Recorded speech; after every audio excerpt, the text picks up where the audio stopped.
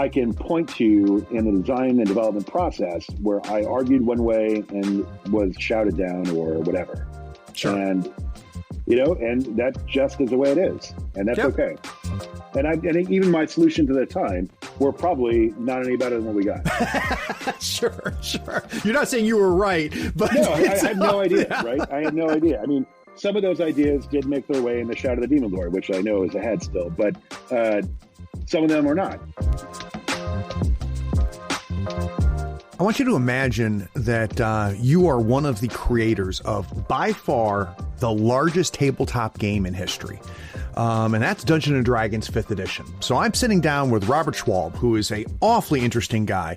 Not only does he have a fascinating history of what he's contributed to the RPG history and, paths that led us to where we are now, but he's got an interesting mind for both the fluff and the lore of role-playing, and he's also a mechanic. He also really puts together some very interesting concepts as far as how a game should work. We talk about his history, how he got to be part of the Dungeons & Dragons 5th edition design team, what it was like to work on the game, what it was like to work for Wizards of the Coast. And then we spend time talking about what happened after. So he is probably just as well known now for his Shadow of the Demon Lord, a gritty, not safe for work fantasy role-playing game. If you're interested in how the sausage is made, you're going to enjoy this episode. So sit back, relax, and enjoy my time with Robert. Third Floor Wars delivers interviews, insights, and discussions about everything hitting the tabletop. Screens turned off, phones put away, and friends gathered around a table. In a world where life hits you from all sides, you deserve time to relax, disconnect, and unplug. Rulebooks, plastic models, dice, and cards in hand. Let the gaming begin. Tabletop games let you escape and unleash grand battles and regale epic tales of adventure with your friends. If you love gaming and learning from players, designers, experts, and creators, you are in the right place. Pull up a chair. Craig and Ray welcome you to the third floor and the Tabletop Talk podcast. Craig here on the third floor. Today's guest is Robert Schwalb. He is known for his work on Dungeons & Dragons, Warhammer Fantasy Roleplay, Cypher Systems, Pathfinder, Shadow of the Demon Lord, and Shadow of the Weird West. So needless to say, Robert's been involved with a lot of things. So Robert, welcome to the third floor. Hey, thanks so much for having me. It's always great to chat about these things and others and to meet a new friend. Well, I don't think we need to get into whether you have any geek cred or not. It looks like you've touched about every major thing in role playing, and the best I can read it. Just a few areas that I have not yet to sink my claws into, but I'm still on the hunt. That's awesome. So usually what I like to do, Robert, is I like to go back in time when I have a guest and kind of learn how you got into gaming. So I want you to go back and imagine you didn't know you could roll dice and pretend to be other people, and then all of a sudden you discovered it. So what was your first encounter with tabletop role playing?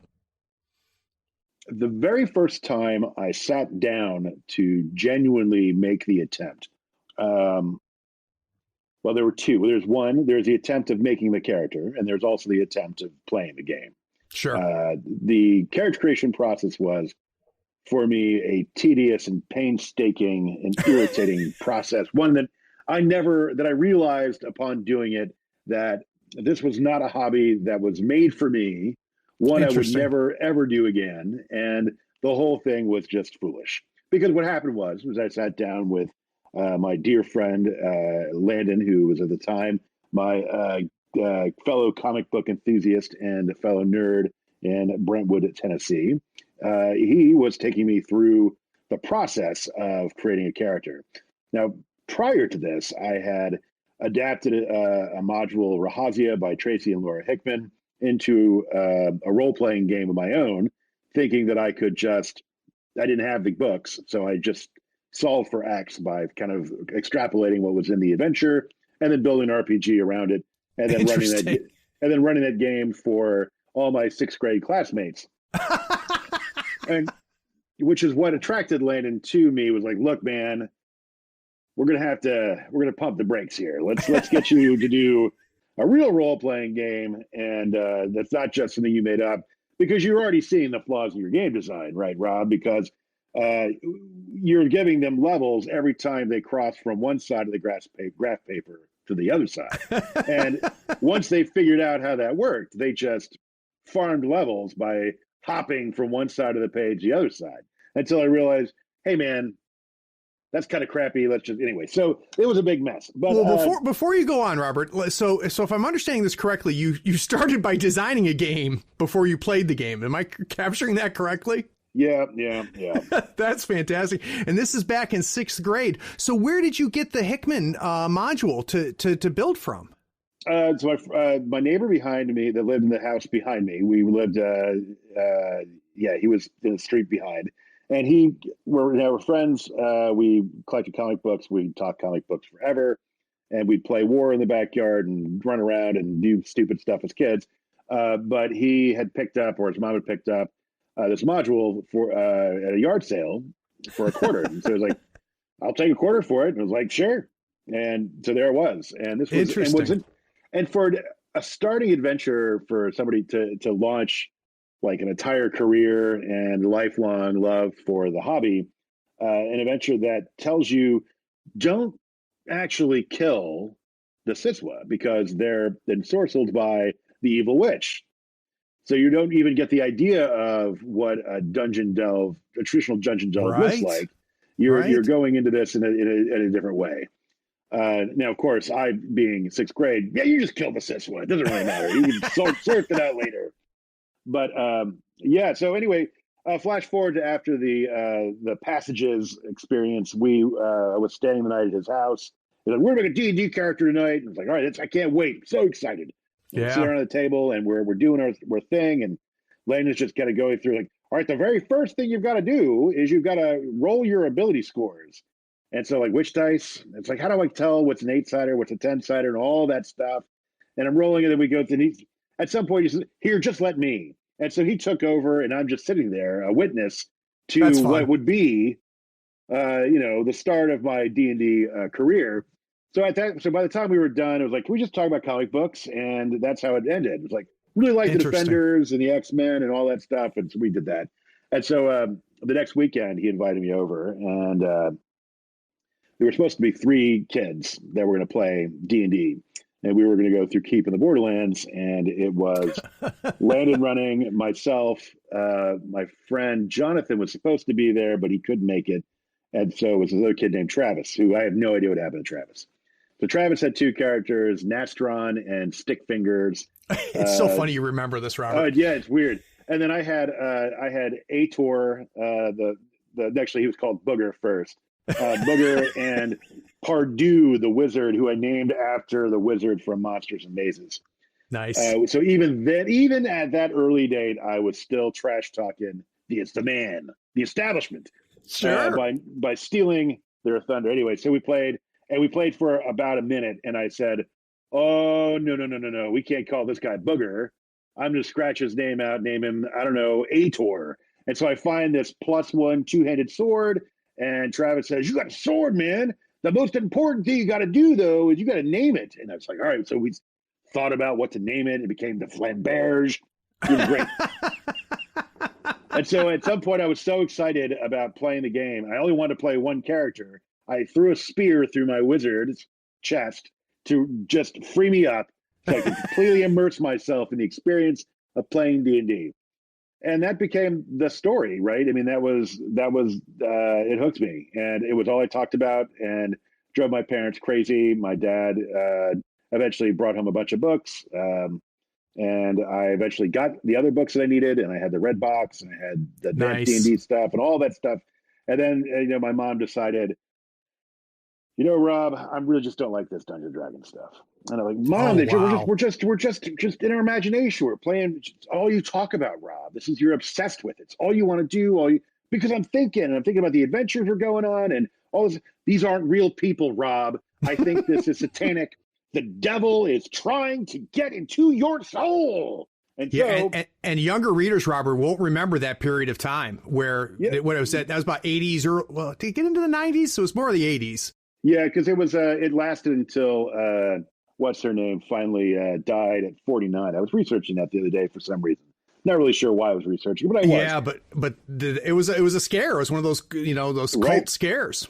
Well, and that's when they thought that you'd backmask records so you could have hidden satanic messages, and what was so funny is that my mom and my grandmother, even these many years later, the fact that I work in the business and everything, it's still satanic. Isn't that something? No kidding. Yeah. Oh, yeah. Yeah.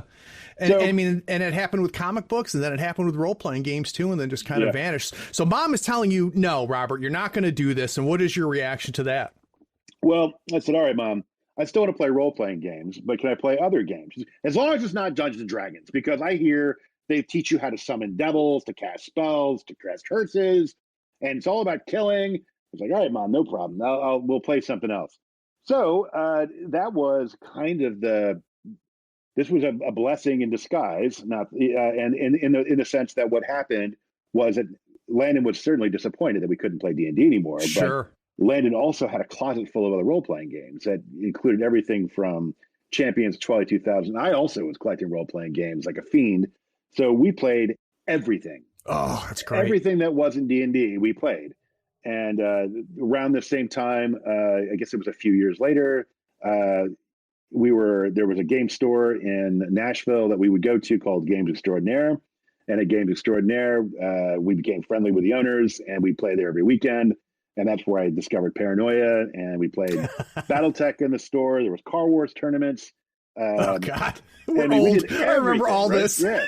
Yeah. And I remember because, I think back, it was like I had such a hard time just having the patience to sit through making a red box D&D character.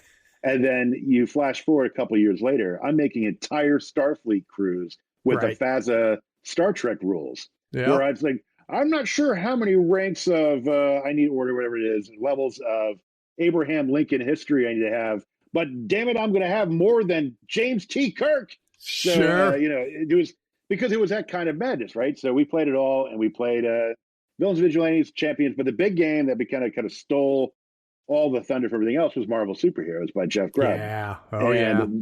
We played the heck out of that because I was at that time I had thought that I was going to become a comic book artist like all sorts of kids thought they would do.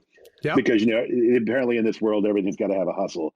And so I got it was like, this is what I want to do for the rest of my life. And of course I haven't picked up a pen since high school, but whatever. So yeah, I played a lot of stuff, and then it just kind of continued. And eventually, I found there were games that were edgier and darker than D&D, and we played Warhammer Fantasy Roleplay, and then eventually went back to D&D and just said, "Mom, just leave me alone." I'm an adult now. So back in high school, then, you expanded way beyond Dungeons and Dragons at that point. So I'd be curious for you, Robert, when you look back on those years, right? So those are the years that really, it sounds like, cemented your love of the game. What was it, as an adult looking back, what was it that grabbed you? That obviously the hook sank, right? Right. I think early on there was a lot of. I think it was for me that it was the hobby side of it. Interesting. It was in the sense that I originally was hooked on the idea that my character was going to continually get more and more powerful. And so we could fight tougher and tougher monsters and get bigger and bigger treasure. And you start at a certain point, you say, well, it's time for us to graduate to deities and demigods, and we're going to start killing everything in those books. And that gets ridiculous, but that's what I think a lot of kids did then. Sure. But as I grew older, I was more interested in building the long story and building the world. I can't even begin to tell you how many hours I put into drawing continents on hex maps where I would draw a single little tree in a little hex and make giant forests and have all this stuff and then build the history. At one point in high school, this is back when I was running D&D, I had up to 20 players in my attic. We were all playing during a snow day, much like we're having today, and people risked their lives to come and play D&D in my attic. We played all day, and it was fantastic because their characters would come to life in your mind, and you think about what kinds of ways you want to see them fit into the story and what ways you'll challenge them. And there was a point when I shifted, and it was relatively early in the process where I went from a player to a dungeon master, a game master, and it was a game mastery thing that really kind of kept me involved and hungry for more. Now, is that a classic situation that I hear all the time where we needed someone to run a game, so I said I'll do it, or did you find yourself being attracted to running games? For the very first time I ran a D&D game was for Landon, and that went so bad because I didn't understand that killing a character was arbitrarily wasn't a narrative device. It was actually an attack on the. It was bad, right? Because the players invested. This isn't so. That was the first lesson I learned, and then after that, I kind of figured it out. But no, after my parents divorced, my mom eventually moved us out of our town and moved us to Murfreesboro, which is strangely where I still live all these many millions of years later. And I just wanted a gaming group, so I put up a notice. I had done the same thing in Nashville. I put up a notice at the Games Great Escape, looking for players, and I found a few. But then I moved to this town, which found a comic book store, and posted a notice on their board. And of course, it was obviously pre-internet, so people who went to go buy their comic books or buy gaming stuff, they saw it, and I made a whole bunch of friends. And what's kind of fun about that is that I still talk to these people all these years later, right? Yeah, it's amazing. I mean, hearing you regale and remember the name of your first character and the name of his sword, it's one of the things I talk to people about that don't play role-playing games, that the memories they become your own myth, and they just get ingrained in your game. And it's something very unique about this form of tabletop gaming. So you're in high school, Robert, and at some point you transition from player to GM, but also at some point you start to transition into creator. Now, granted, yours is a little bit unique because you start off as a creator, right. But when did you start to think, boy, oh boy, I think I want to make worlds. I think I want to do stuff, and not beyond what all of us did as a kid, right? Filling out the hex maps. We all did that. But at some point, something else happened, Robert. When did that happen? Well, I never had aspirations to do this as a career. That was never part of the thing. I'd always thought I would either, I'd become a painter or a comic book illustrator or a photographer or whatever. But I never thought that I was going to go this way because I viewed it just wasn't attainable. It just was not an attainable goal. But building things and creating entire histories and pantheons of gods and interweaving characters, this just became part of the process. Yep. And it was a process that continued from my high school games and in fact, going all the way back to my childhood. A lot of those stories were kind of all tied into one overarching world that was a shared creation thing that carried us through until the very early days of third edition D&D. So we played through all of that. But yes, I mean, even when I had moved after high school, I would still end up drinking beers and draw giant maps of continents and places. And I'd illustrate characters that were in the adventures that we were player characters and stuff like that. And we write up elaborate backstories and just all those kind of things because it was all part of what we did. It was what we. It was I couldn't afford cable at that time. I was at McDonald's. I was shoveling meat in the buns at McDonald's, and so what we did on the weekends, we just get drunk and play D&D. And it was fun. So when was the first time you made $1 in the industry? Well, what was the first entrance?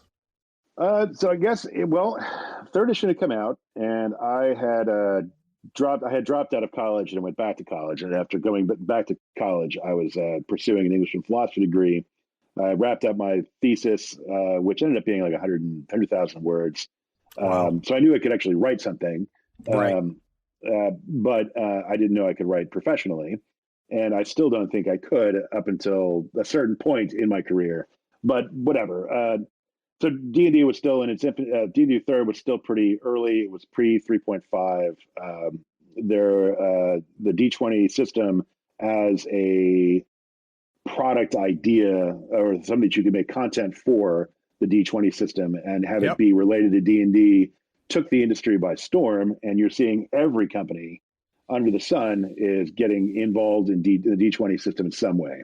And some ways, I think some of those choices were interesting.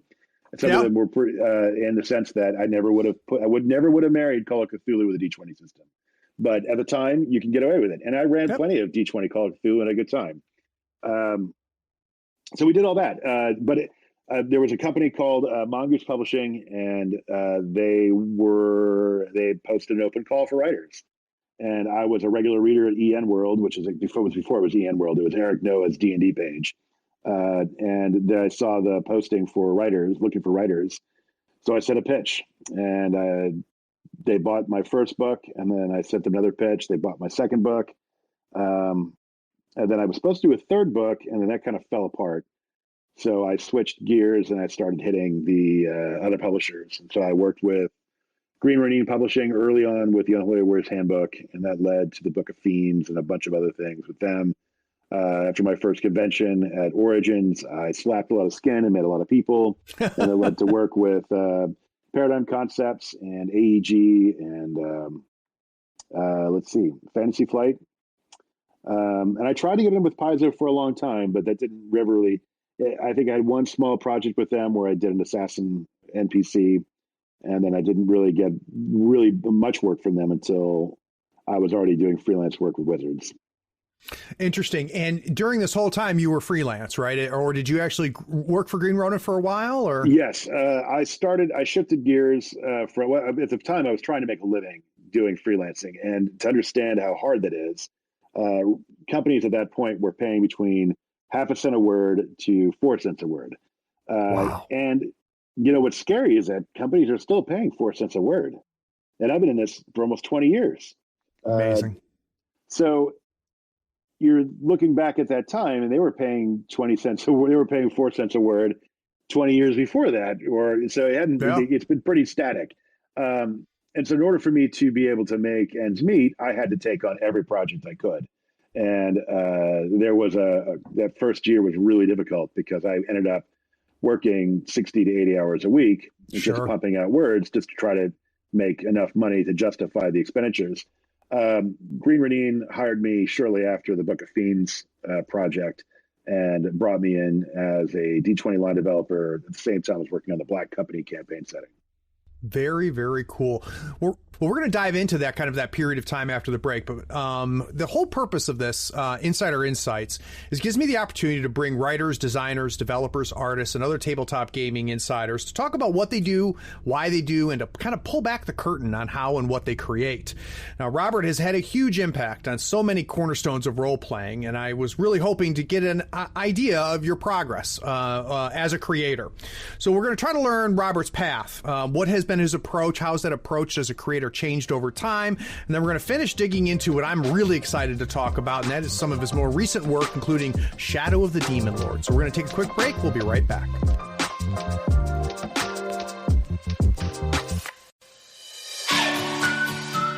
Howdy friends, Craig here. You deserve a new playmat.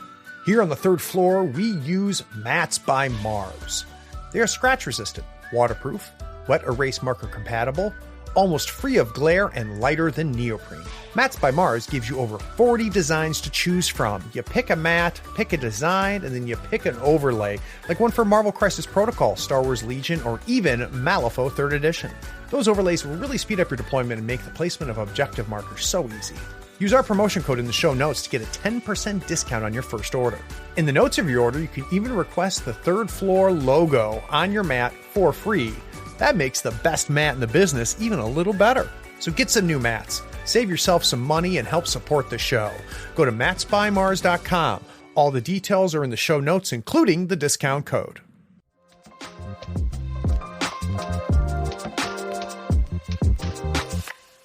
So now we get an idea, kind of the early years, where, Robert started off playing, and that turned into running, and that turned into, holy cow, I can write because I wrote a thesis in college. And, he's now, freelance and try to make a living at it. But Robert, you're telling me about the it's shocking, the pay freeze, essentially, that's been in place for 15, 20 years. That's crazy. When did you really start spending more time with Green Ronin. So how did that start, and when did it become a full-time position for you? There was the year before, I guess it was maybe 6, 8 months before I went to my first Origins to try to drum up work. I had sold the Unholy Warriors Handbook to Chris Pramis and the rest and Ronins, and it was because Mongoose said they didn't want to do an anti-paladin book, and Right. the Ronins said, yeah, we totally want to do that because we've just released the Book of the Righteous, which has the Holy Warrior in it. This would be a really great companion piece to that product. So great, fantastic, let's do it. I went to Columbus for that Origins, and I'm terrified, right? I mean, Sure. just terrified, because I guess I might have still been in my 20s, my late 20s at that point, Yep. and I didn't know any of these people, right? First of all, and second of all, these were my gods. Right. I was on the doorstep of Olympus, and Yep. I am now, and as I'm walking around the hall, oh look, there's Jim Ward, and there's Ed Greenwood, and there's Matt Forbeck, and all these other people that are just these are the people who enriched my life all the Yep. year, as I was coming up, as I got to that point. So Chris and I bought Chris lunch over at this Irish pub across the street. They had the best pierogies that I've had at a restaurant, so it was really wonderful. But we went over there and we talked, and we ended up talking for like 2 hours. No kidding. And Chris liked what I did with the Unholy Warriors Handbook, and they were all about giving me more work, which led to the Asimar and Tiefling book and Cavalier's Handbook and a couple other things. And Book of Fiends really went well. And so I felt like things were cooking. And Yep. he finally said that, they were going to bring you on for the Black Company book. That was with Owen Stevens and Scott Gearin and Shane Ivey. So we had our group that were supposed to tackle this book. And so Chris finally was like, look, because I guessed that they were getting the Warhammer Fantasy Roleplay license. And he was like, how did you possibly guess that? I was like, well, I just figured that was the only thing of value right now that's not being done. And Hogshead had lost their rights to it. So, why not? Well, anyway, it turned out that they were working on that. So Chris took over. He left his role as a D20 line developer and gave that job to me while he worked on designing the Warhammer 2nd Edition. The thing about working for the Ronins was that it wasn't just a job. These people became very much my family away from home. And for anybody who's coming into like a profession like this one, there's a lot of imposter syndrome going on, right? Where I don't think I belong. I certainly don't feel like I belong here. I have no idea what I'm doing, and I'm just figuring this out as I go. Yep. And they made me feel like a valued member of the company and family.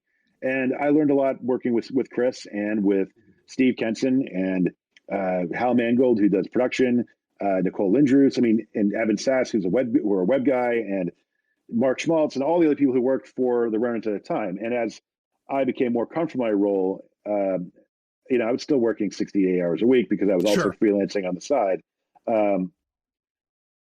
I felt like it was an opportunity for me to hone my craft and get a better idea of what I was doing, because I think there's a difference between having system mastery and then translating system mastery into being a game designer.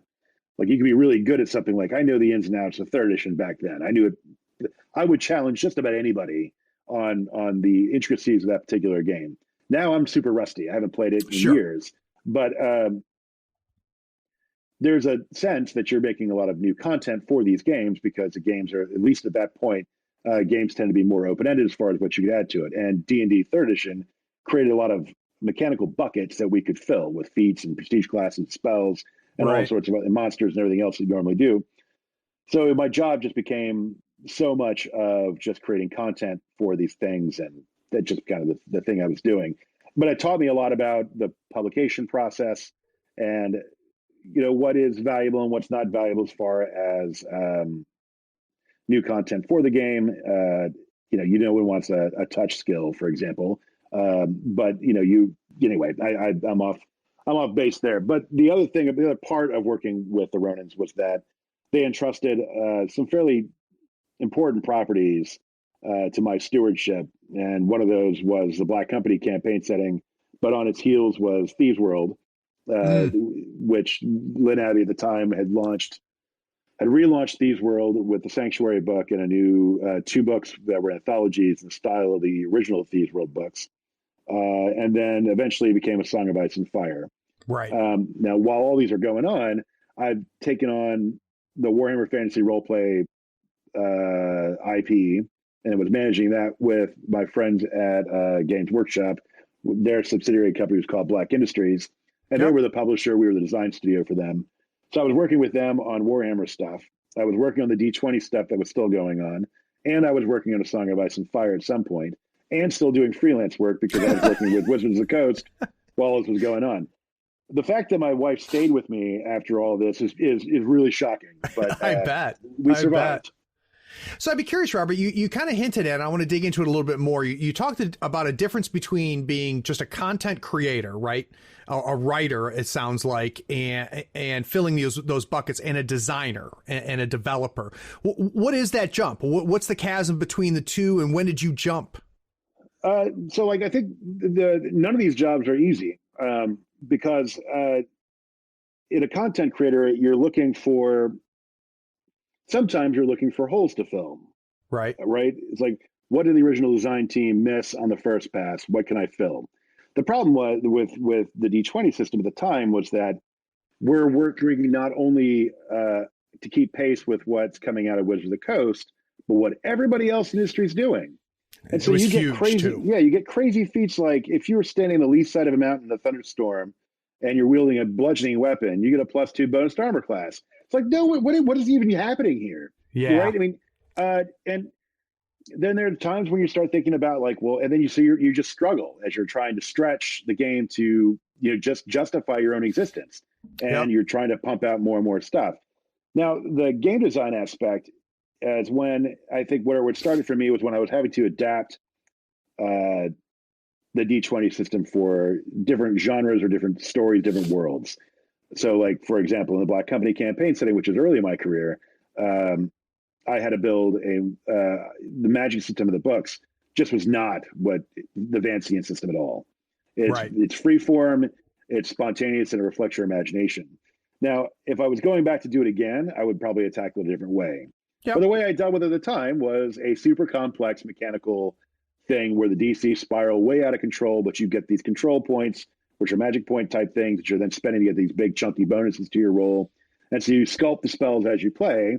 And usually you have a few of them prepared ahead of time. So you figure out what you want to do. You get the math ahead of time, but it gives you the free form experience. And it was fun, and it's super cumbersome, and I would never want to play that again.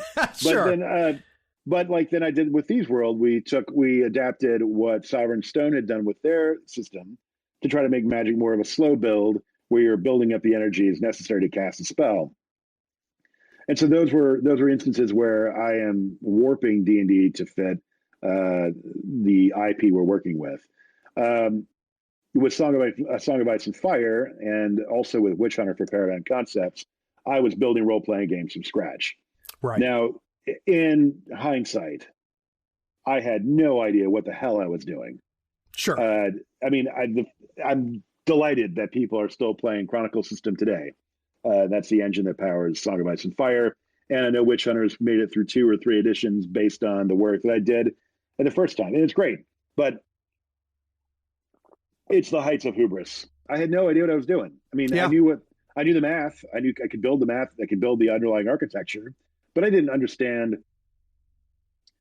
I think I was designing from the hip mostly. Right. And I don't think that makes these. I mean, and you're always more critical about the stuff you make. I'm sure. Sure for me at least. And I know that people had fun with these games, but again, if I could go back and do them again, it would be a completely different process. But the thing about those properties and those projects, they taught me to look at systems rather than specific instances or buckets of the engine. Got it. And when you're working holistic on the entire engine, and you're trying to find all the expressions of the engine and trying to make the engine do things that you want to see happen in play. Those were all valuable lessons that I learned from those early efforts. Well, when you were talking about it, Robert, you made it clear that you were trying to capture a feeling, right? Trying to capture a feeling of the IP in each of those instances. How do you measure whether you're doing that or not? Is it a situation where you try a mechanic and then play for a while and go, yeah, it doesn't really feel like the book? Or what does that process look like? But it's changed for me now. It's changed quite a bit. At the time, with A Song of Ice and Fire, we knew ahead of time that we had to build a game that lets you tell a very peculiar type story, and because Song of Ice and Fire is not the IP doesn't lend itself to a ensemble type cast in the sense Right. that, hey, we're a merry band of characters that are going to go do things. Rather, what it does do is it gives you it zooms in on a bunch of different characters and different points of view. But one thing that the character you can do and tell stories about, where it would be more ensemble based, is if you start from the idea that you're all members of the same noble family or Right. their retainers, and that gives you a sense of place and a sense of purpose that's unified, and then also build mechanics around those characters and their relationship with their house, so that their lands are important, the soldiers they have are important, the crops they're growing are important, the relationships they make with their houses, all things that just kind of breed adventures and stories. And so that kind of led the design in that case. With like the Thieves World magic system, where we were trying to make a slow build, I'm not sure how successful that was. I think in some ways it was successful, but I think that it came out at a time when people are still wanting to be able the immediate fireball.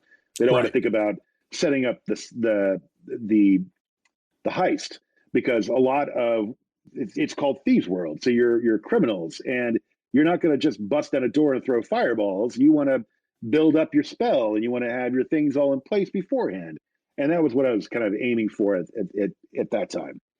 But again, this is also 15 years ago, so we're longer. Yeah, and that changes over time. Now, I'd be curious. So, and correct me if I misunderstood this. It sounds like Chris kind of started and owned the Warhammer property, and then it gradually moved over into your arms. What is that like, being handed something like that? So something that has been built and constructed, and now you're responsible for it. Terrifying. It was terrifying. I mean, people have asked me in the past in previous interviews, what motivates you, and it's fear. It's fear of failure and fear of disappointing the people I work for and where I work with. Warhammer I played the heck out of first edition Warhammer. I didn't play through everything that came out for Warhammer, and I wasn't around Warhammer during the Hogshead era, but I was there during the Games Workshop days, and I knew the game well enough. Chris designed a slick, updated, modernized version of the first edition rules. During his time, he oversaw the Heirs of Sigmar book, which was kind of a gazetteer book. We did a trilogy of adventures with David Chart, Graham Davis, and myself. There were a couple other things that we did too. And I started off slowly. I worked on the Carrick Asgold book, which is a big dwarf structure, hold fast type thing. And I was on board for the Realms of Sorcery book as a development on that stage. But from that point on, Chris had already shifted gears to be working on what would become Dark Heresy. And so I was in contact with Nottingham on a daily basis. And so it was back and forth discussing what projects we were going to do. And after the first year of me working on that, we swept the Ennies that year. Every category we were in, we won. That's and awesome. it was great because it was so validating to see even crazy products like the Warhammer, the Wifrip Companion, which is just a series of short article length entries that just kind of expand the world in interesting ways. So here's a section on constellations, or here's a section on new guns or whatever else. So we did all those kinds of things, and it worked out. It worked out well enough, and the game line had lasted long enough that we were in the process of at least talking about third edition Warhammer Yep. Before it all reverted back to Black Industries. I think the time I spent on Warhammer was challenging because I inherited a game system that was, because I was still deeply, deeply in love with D&D at that time. Got it. I hadn't, even though I'd played so many other games and enjoyed all those other games, D&D was still my first love. And Right. if Chris had said, just make stuff for D&D, I would have upped my writing, my word output by probably 50% above what I was doing. Wow. So there was some frustration on the Warhammer front because there were elements that we were kind of locked into that were sometimes difficult because you had an IP that was long in the tooth. And Yep. Warhammer we're working on Warhammer products up until a certain point. I think recently it's changed, but trying to nail down what Warhammer Fantasy is impossible because it changes with every edition of the Battles game. It changes depending on when you're going into the game. The Hogshead era is slightly different from the original release, and how do you reconcile lizard folks and the old world? Right, you just have to try to do all those things together, and it's very difficult. So we, between inheriting a game system that wasn't mine, and then having to master that game system, and then having to reconcile the constant effort of trying to link together the various interpretations of the Warhammer world was a challenge. But I learned so much. Now, I'd be curious, because this is the other side of it. It then, if I understand things correctly, Warhammer then drifts off back to Black Library. Then it drifts over to Fantasy Flight, right? And then it becomes, was it third or fourth edition of Fantasy Flight? But it was third edition, right? Yeah, third edition. Jay Little comes up with the narrative dice and really kind of changes how the game is played completely. Do you just let that ship sail and say, hey, knock yourself out, I don't really care anymore? Or did you keep track of your kid as your kid wandered off? I was not happy. It was because I had 30,000 words of Warhammer 3rd edition on my hard drive at home, and then I see that it's been completely overhauled with proprietary dice and doing things that at the time were rather forward-thinking and revolutionary. But it was unsettling. And you also encounter the same stuff that a lot of people will have to, in order to sell their new edition, they have to tear down the one that came before. And every time that people do that, they always end up chewing on their foot, because that happened with WotC at 4th edition. It happened with 3rd edition Warhammer. It's happened over and over and over again. Eventually, people are going to figure out, don't trash on the people who came before you. Right. Celebrate it and say, we're doing something new. Yep. So it was tricky. So I bought the box, the 3rd edition box, and I bought the companion thing. It looked neat. I never played it.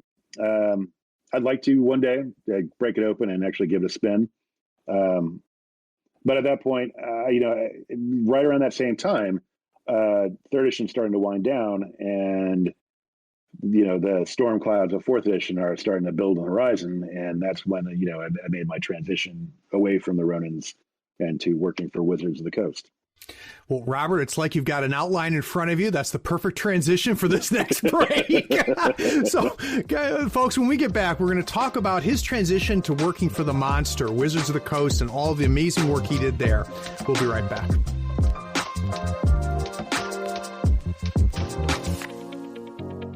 Hi, I'm James Hahn, and I'm a patron of Third Floor Wars because I'm a henchman who loses most of his games, and the podcast has tons of valuable information to improve your play as well as what to expect from other crews. You can support them too. The link is in the show notes, or just search for Third Floor Wars on patreon.com.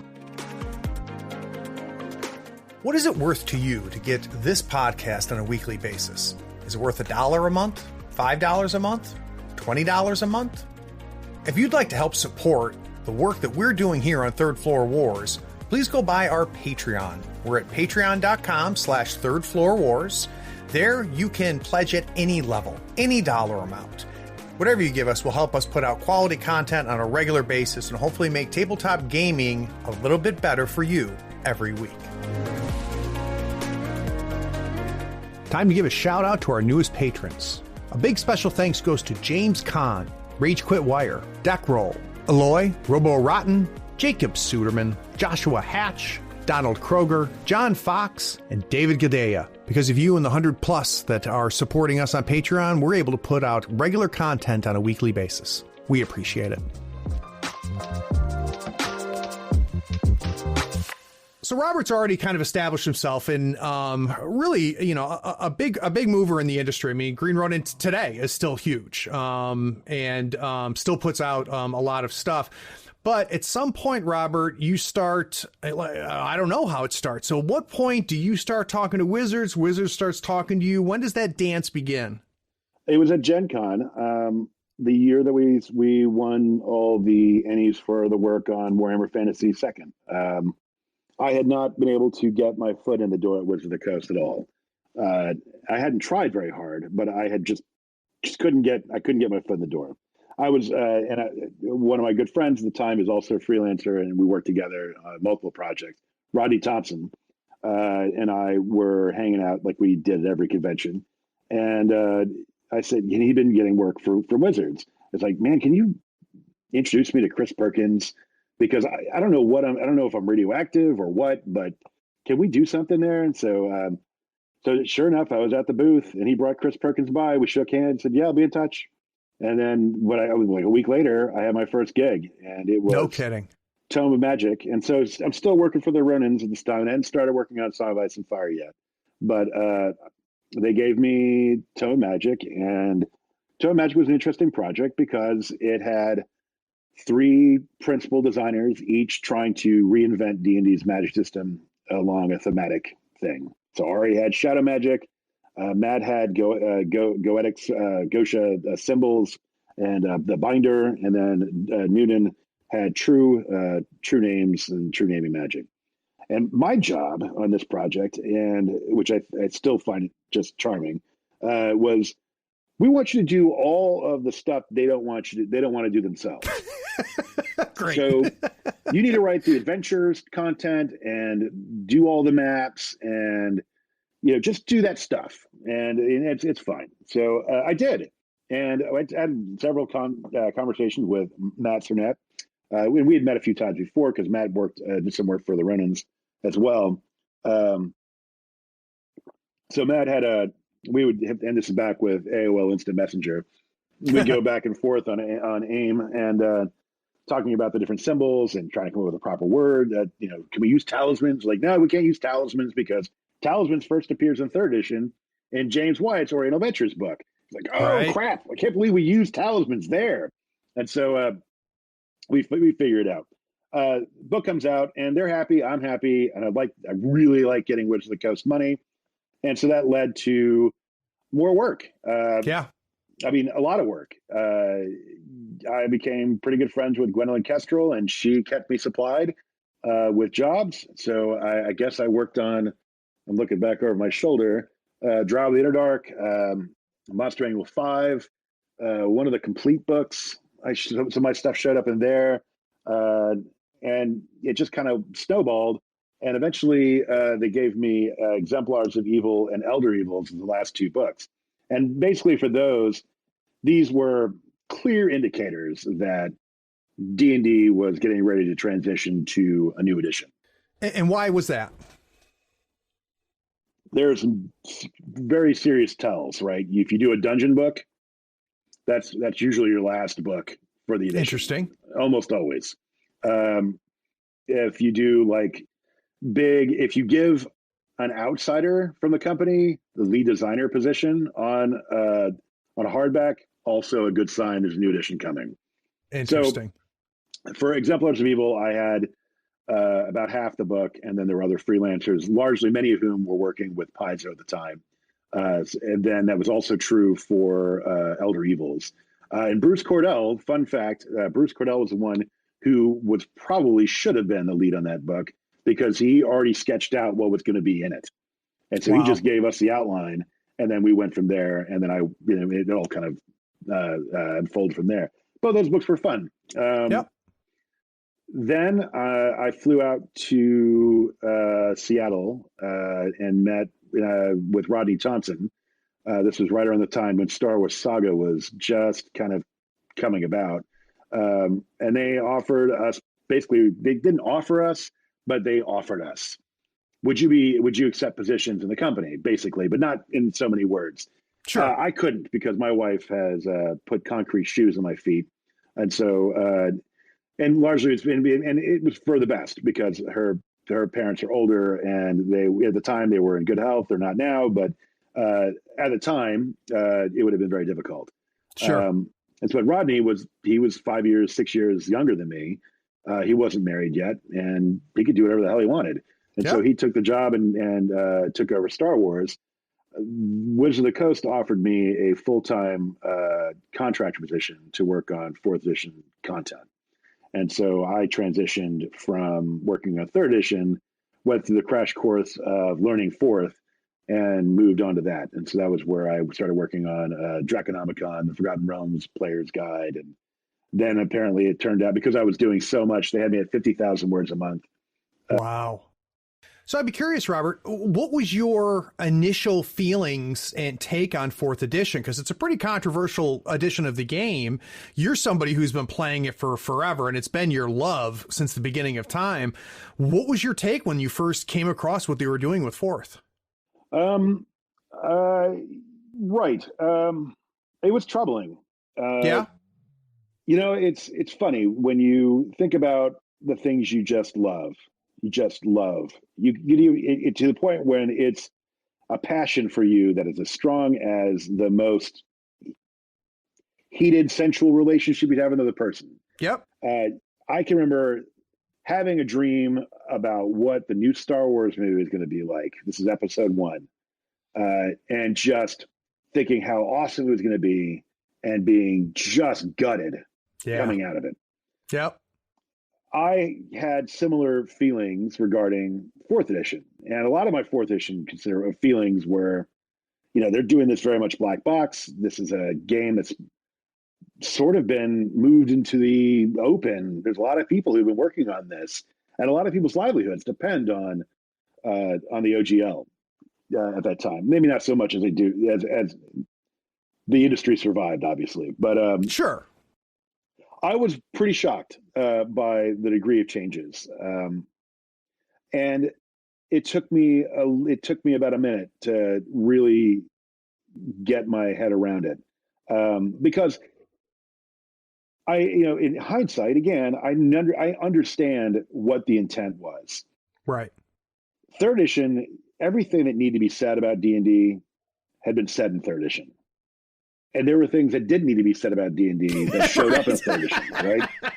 I mean, there are plenty of books that probably should never bhave been made that were just like... Especially when you talk about the D20 world, but yeah. Oh, yeah. There's so many things that... that's funny.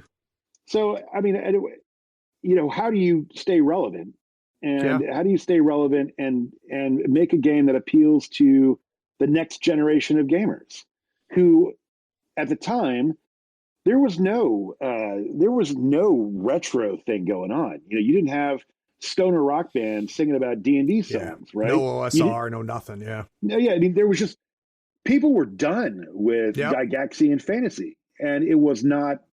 And so, if in that mindset, you got, well, we don't have to keep these sacred cows anymore because that audience is already well served with everything we've published.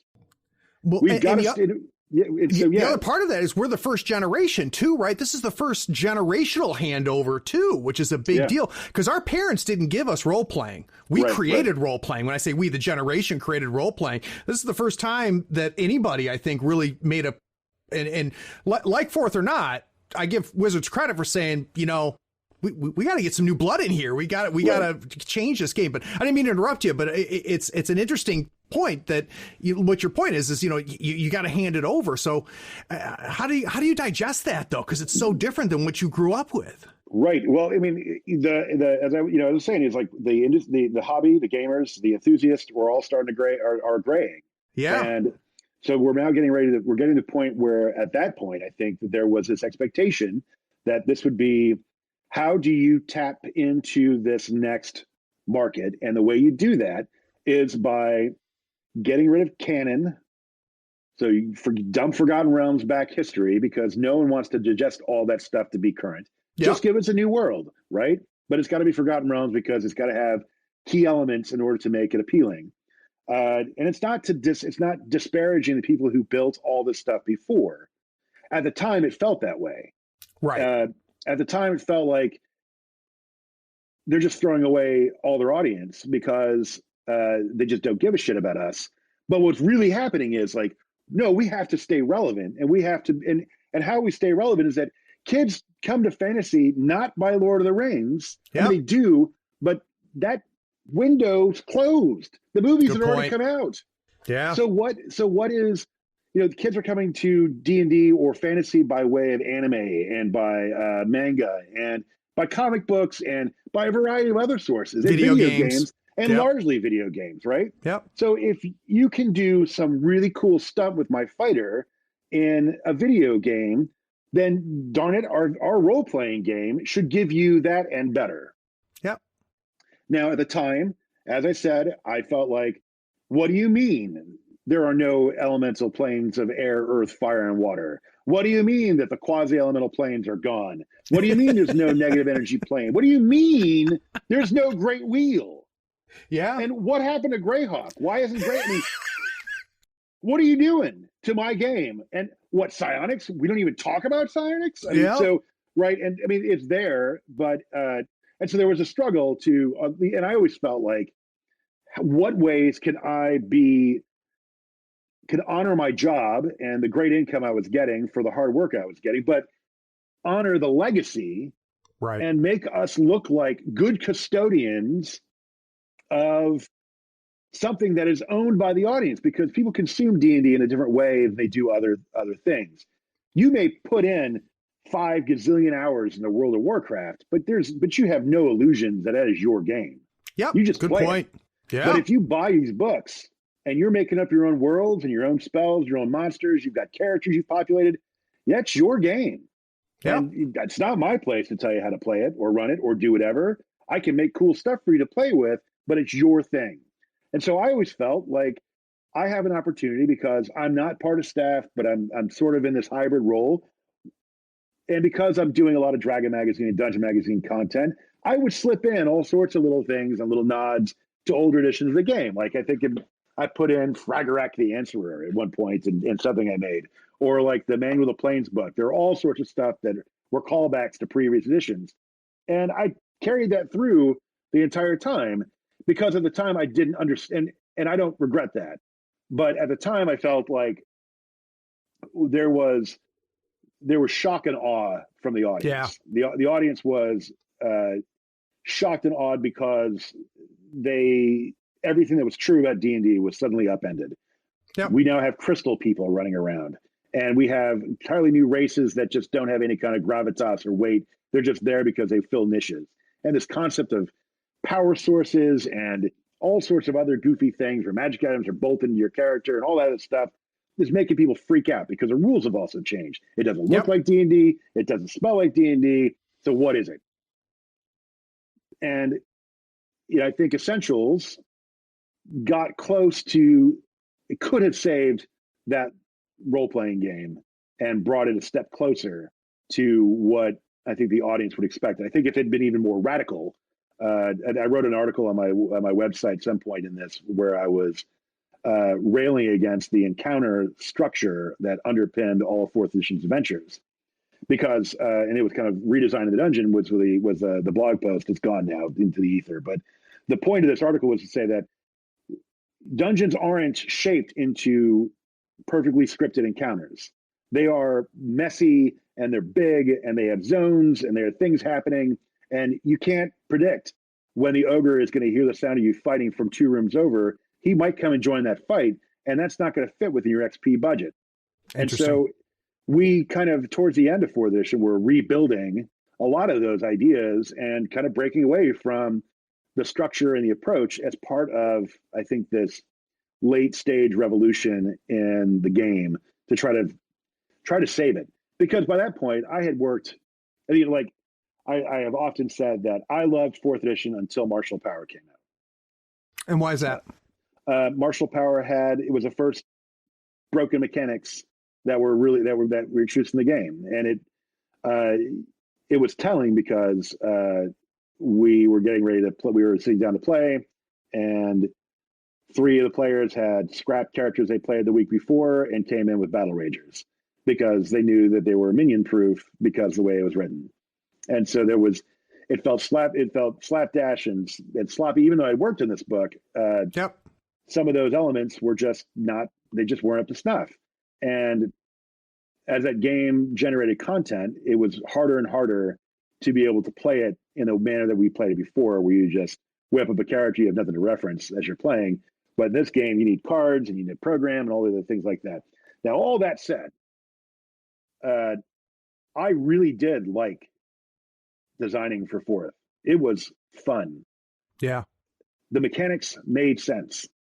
Building monsters that was a joy because you knew just the whole process of building the monsters were by just assigning just something as simple as saying solo at the top told you how that thing's supposed to live and play. Right. And you didn't, and building encounters was just like, I have a budget of XP and all I got to do is spend that to build my models out. And then now I've got this team of bad guys that's going to be pretty balanced. Now, Granted, no one in D&D history, I don't think, ever play test the game past 10th level. And it's clear in 5th, and it's clear in 4th, and it's clear in 3rd, and so on. The game does get creaky and groans a bit. Yep. But, the first 10, 20 levels of D&D 4th are fun. They take too long. The fights take too long, but it's fun. You feel like you're doing something. I'd be curious now looking back on it. It was pretty clear from the beginning because, Wizard of the Coast wasn't shy about the goal of 4th, right? What they wanted to accomplish with 4th, why they did what they did. Looking back on it, was that a success in your mind? No. 4th issue is a game that came out 10 years too early. Interesting. A little ahead of themselves. Oh, yeah. I think something that was a more modest step forward that would have preserved the OGL and had cleaned up a lot of what was going on in 3rd edition's groaning and creakiness and stripped the game down to something more manageable. I think that would have been able to coast things. That would have also given 4th edition more time and development to sand off the rough edges.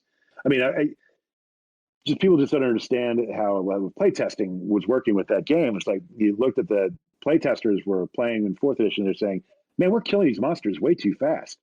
So what was the solution? We just give the monsters more hit points. We didn't playtest it enough. They might have, but what happened was that by getting more hit points to the monsters, combats went from taking 30 minutes or 15 to 20 minutes to an hour. And so to get through 13 encounters, which is what you needed to level up, that's 13 hours of gameplay, not talking about the framing story or anything else you're doing. Right. That's a huge investment for a 30-level game. Yeah, no question about it. So when does the cloud of 5th start to swirl? When do you start seeing the signs there the way you saw with 4th? It was all really clear that 5th edition was something that was it's probably coming. And I was still a contractor position, so I was involved in that story from pretty early on. It was Mike Merles and I had a conversation at Winter Fantasy one year. This is leading up, maybe it was a year or two before, where Mike was talking about some of his ideas for bounded accuracy and how monsters might work and all these other types of things. I think that the circumstances of D&D's position in the market and the hobby was fairly precarious at that time. And I don't have any numbers to back this up, but Pathfinder had really done a good job in claiming a lot of disaffected fans. And my hat's off to them, right? They had a good game, and it held them, and it kept a lot of people employed, and it made a lot of people happy. And as I always say, one good game company or two good game companies helps keep all the other ships afloat. No question. Yeah. What I didn't like was the splintering, and because I have all long said that I feel like every edition is just another break in the culture of the hobby, because you're going to have advocates for previous editions that are just not going to come forward. Yep. So yeah, I guess it was probably 2012 ish. I got the call asking me if I would be part of the 5th edition design team. At that time, Rich Baker was leading it. Mike Merles and Jeremy Crawford were kind of orchestrating events in the background. They brought myself and Monty Cook in at the same time. And we started with a version of the game that was very much like 3rd edition. In fact, it was very close to 3rd edition. Interesting. And then it evolved from there. There was a moment where there was a shift, and that shift was kind of this. I had this idea that I felt that the new edition of D&D has to mend everything. You've got to be able to make a game that appeals to every fan of D&D from whenever before. Again, people just don't understand that while we're making this game, Stranger Things wasn't even a thing yet. Yep. And actual play wasn't a thing. Yeah. The live stream stuff, none of that stuff was even this was still, we're still going and had no idea what was going to come.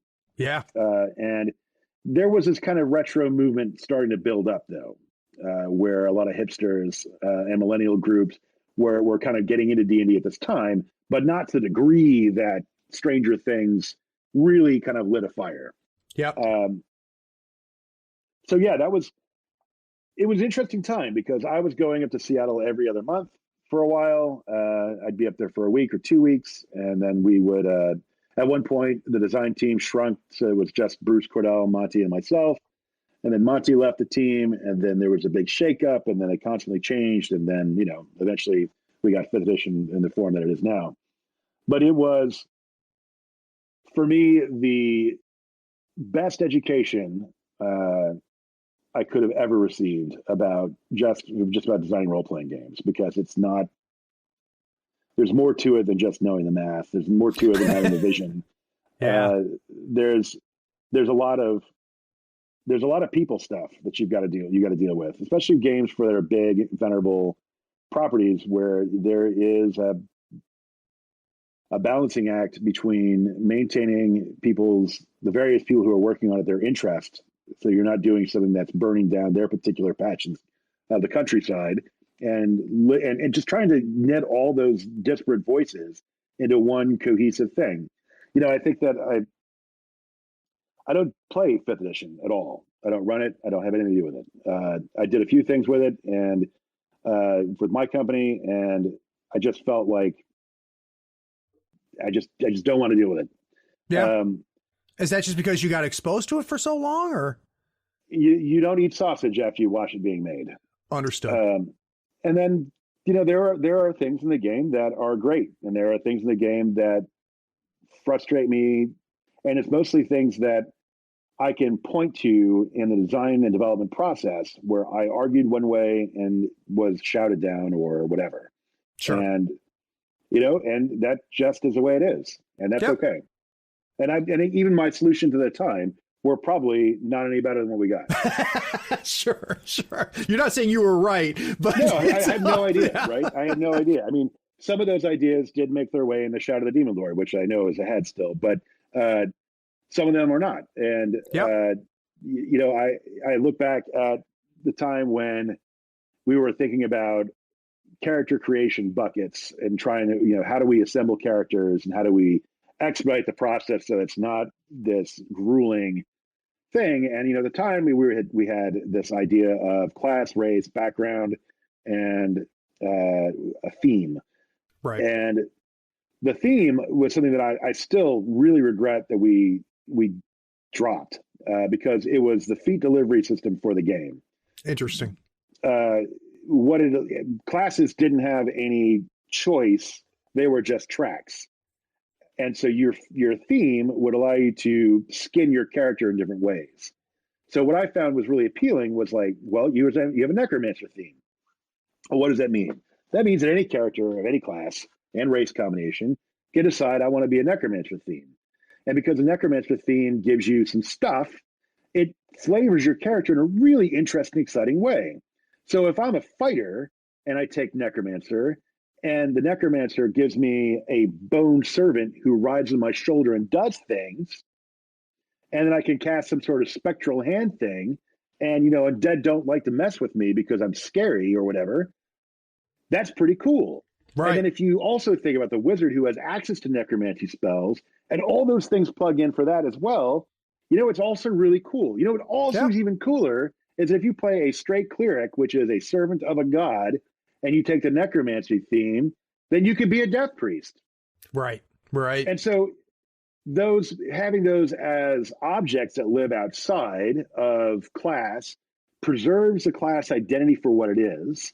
It makes themes fully optional, so you don't have to use them if you don't want to. And then it allows you also to have multiple themes to reflect your character's growth, so that you might start off as a necromancer, then go on to becoming a sword master or whatever else.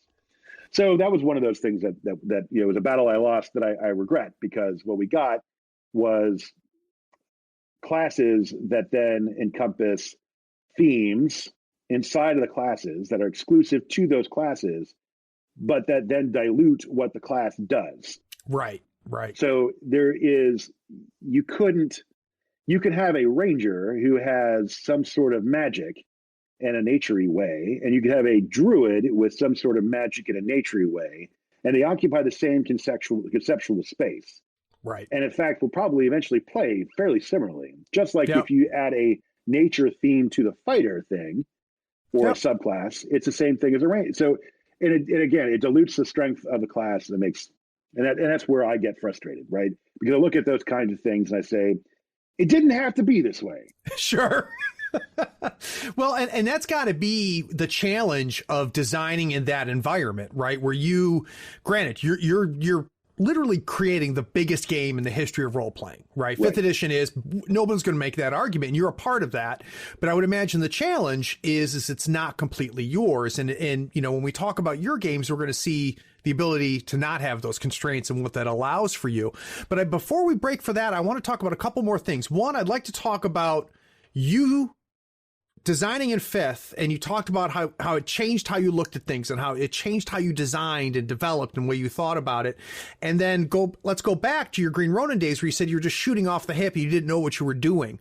What happened in between? So what changed? What did you know then and now that you laugh at young Robert creating, with, previous games? What changed? Right. Some of the big things were that, your first idea is not always your best one.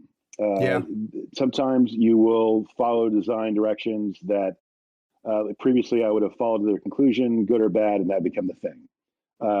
But in fifth edition, there were times where, like, there was one example where we had built this entire system to make weapon choice more meaningful. And so every weapon had a series of feat stunt things that went with it. But when you think about the size of how many weapons are in D&D, it becomes super unwieldy, and there's a lot of overlap between the conceptual overlap. And so having the time and the luxury of time in the early days to explore different ways of going about things. I'm not sure if you were part of the D&D Next packet when we released the skill system that was basic, expert, advanced, and master, which were the skill names. And so when you're going to open a lock would have one of those four names attached to it. And so if you open a basic lock and you have basic training, you just open the lock. And if it's you make the roll. And you know what? Right. If you're up against an expert lock, you can't open it because it's beyond you. And sometimes it's good to have things that you just can't do. Yeah. And then also it rewards you later on when you're a master lock picker. Man, you could do anything. Now, we tried that and the audience rebelled. And so we dropped it. Looking back, this is Monty's idea for this. And it was came out of a conversation we had at Gen Con. I think it's brilliant. And I wish we had done that because I think it would have sped up. It would have gotten rid of the proficiency bonus, which is another big bugaboo for me.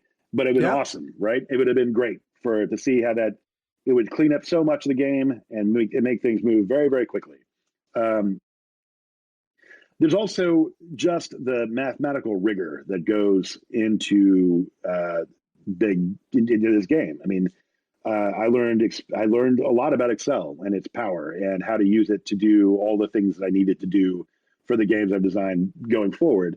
Interesting. And as I said, there's also the personal relationships. I mean, I know that if I was in a situation where I was going to design, this is ridiculous and ludicrous, but let's say that Chaosium says, Schwalb, we want you to help us design Call of Cthulhu 47th edition or whatever they're on right now. And that would be an honor. It would be great to work on that game, but I think I would attack that problem in a way much, much more different from how I attacked it when I was on the 5th edition team. And right. Yeah, it was just messy and lots of different voices, and it was a kind of a noisy environment, and one that involved the public playtest. So we were constantly being curtailed. Our design was being pushed in different directions based on what the audience was saying. Sorry about that noise. Oh, no, it's great. Now, here's what's interesting, Robert, is at least for me, and my perspective is somewhat unique because I gave up role-playing games for like 23 years. When I left role-playing, there was Advanced Dungeons & Dragons, there was GURPS, there was Champions, and then when I came back a year and a half, 2 years ago, everything had changed. And a lot happened between those 2 points. And one of the biggest things that I noticed when I came back into role-playing games was before it was, hey, do you like role playing? I kind of like role playing too. Let's go play. We won't tell anybody, and let's just go do that. Now everybody does it, and it's everywhere, and it's bigger than it's ever been. And 5th edition was a big part of that. And I've talked to a lot of people about this, and there's people that have said this, and I agree with them. Like there's going to be doctorates written on what has happened in the last 5-10 years. I'd be curious from your perspective, why is it bigger now than it's ever been before? Was it a perfect storm? Was it one thing? How did we get to where we are right now, do you think? I think it is probably because of the natural cycle of reviving certain aspects of nostalgia. When I was in high school, in the early 90s, I remember listening to Led Zeppelin, Pink Floyd, The Doors. And so there was very much this kind of resurgent hippie thing. Yeah, I did the same thing. Yeah. Right. Yeah. And we were all, hippie dippy kids. And it was great. Right. And, then you had that phase where people would kind of go back to the 80s. And the 80s were all big, exciting. Everyone's listening to Duran Duran. And we follow that cycle. And I think that these things come back up again. I think that in the case of Dungeons and Dragons, I think that there is, to some extent, the benefit of the internet, the fact that geeks inherited the earth, right? Yep. And so the transmission of ideas is much faster. I think the fact that our generation came into power over what kinds of media are made, and we're the ones who grew up on D&D, and so we're going to tell stories where D&D is part of it. It's part of the fabric of culture. And then I think that it is an opportunity to do something that isn't scripted. As much as, the fact that you can make up your own stories and have the vivid imagination, and you have any kind of imagination at all, you could transport yourself for a very low investment and make friendships that are going to last for the rest of your life. Yeah. And for the cost of a player's handbook. And really, you don't have to pay that much money. You don't even have to buy a player's handbook, right? I mean, yeah. So being part of the culture of I'm making a character and telling stories when we're going on adventures has a deep appeal in a crowded marketplace of other things that are chewing at our time. Mm-hmm. I think any edition of D&D that launched in the teeth of that would have been a success. I am very proud of the game that we made. Mike and Jeremy, they led us through a difficult process of design. I am proud of the fact that big chunks of that game still exist that I can point to and say, I made that. The game works this way because be cool. I fought for this. And there are other parts of the games like, I can't believe I fought for this and now we're stuck with it. But It is a really perfect distillation of a dozen, 20, 30 people's ideas into celebrating all the best parts of D&D. That's cool. And that is what, if 5th edition does anything at all, it validates everybody's play style before. If you want to be a dungeon crawler, the game can do it. If you want to be a high art thespian where you have fabulous stories and you're deeply into character, it can do that too. And it's the breaking away from using toy soldiers is a crucial step in making that happen to have broad appeal. Yep. Now, the other thing that I came into when I came back, Robert, I noticed was the huge indie scene, and just the sheer amount of games being created. And I'd be curious to know what your view on all of that is. Things like Powered by the Apocalypse, Monster Hearts, just this whole other part of the industry. What's your view on that? The more the merrier, as far as I'm concerned.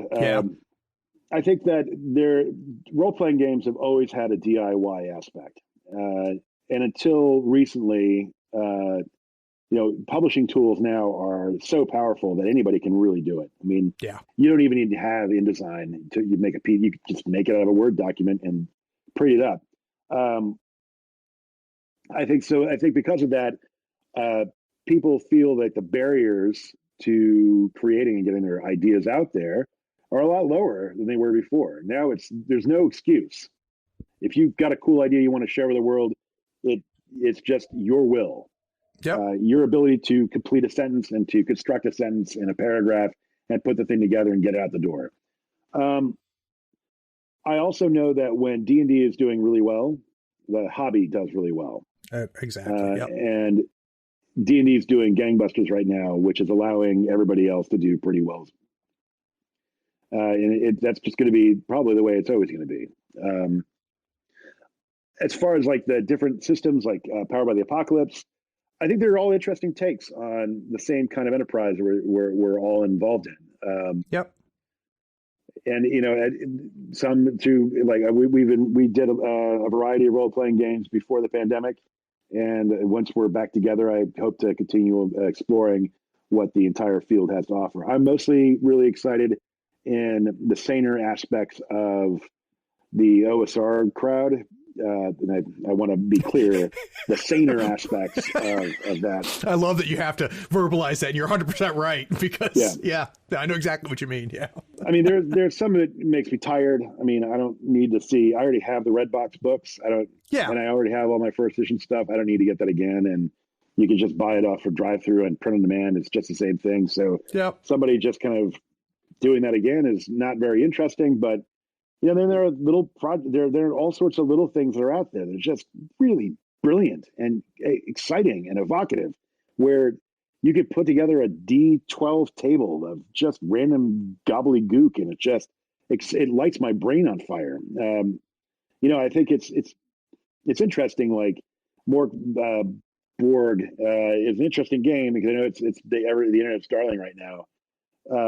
Especially, I find it doubly interesting because it's so edgy and so unpleasant in every aspect. But it just drips flavor. Yeah, you get the bad taste in your mouth just playing it. And so I'm excited to see what the next generation of game designers are going to do. I feel weird even saying that because I feel like I'm still part of them. Because you look back and it's like, well, no, I'm on just the young end of the Monty Cook era, I guess, right? And Chris Pramitz and the Harold Johnsons and the Bill Slavicseks and the Jim Wards and Gary Gygax and everybody else that I'm mishing up a bit, but there was a whole generation of guys who were around in the 70s and early 80s. And we're standing on their shoulders, right? I mean, we wouldn't be where we are now without their contributions. So it's an interesting business. So one of the things that when I came back, Robert, I immediately went to GURPS because that's what I left, right? All right. And then I went and I said, oh, well, there's Savage Worlds now. So then I started exploring Savage Worlds, and my mindset was when I was leaving the industry as a consumer, it was, we're going to try to create a game that lets you play whatever you want. And that was kind of the big thing, the champions, the GURPS and stuff. When I came back, I was amazed, and my reaction was not a good one at first, at how specific games had gotten. Like, if you want to play this type of game, you play this system. And if you want to play this type of game, you play this system. And my first reaction to that was the old man in me was like, oh, no, that's not how you do it. Right, sure. Until I played them. Then I realized that, holy cow, this is amazing, right? It's amazing to have something that's mechanically built to tell a specific type of story. What has that been like for you to see that come about? Because that was a change that happened while I was gone. And when did, what's your reaction to something like that? Because as we get into yours here after the break, I mean, yours is built to tell a very specific type of story as well. It was a very strange experience because I was of a similar mindset where, Rollmaster as an engine did Space Master, and the core engine didn't change that much, and GURPS could do anything, and D20 system could, in theory, do anything. And I think all that stuff's true. And I'm going to say something that might be controversial, but I don't really care. I think it could do it. Something that could do everything, just doesn't do anything very well. Yeah. And I think that the realization that, it started with the indie press guys, right? Like some of those early games like Dogs in the Vineyard and some of the other ones that were running around at that time were really powerful, because it was like, are you telling me that I'm supposed to play some Mormon dude going door to door looking for witches or whatever the hell this thing's about? And that's a game? What are you talking about? That's a game. But then as I've carried along in the ocean, I've come to realize that, I think it's a terrible, yes, Call of Cthulhu's, the burp system did go and power RuneQuest. Yes, It did do that. But the game system for Call of Cthulhu is, in my opinion, at its best when you're using Call of Cthulhu with it. Correct. I agree.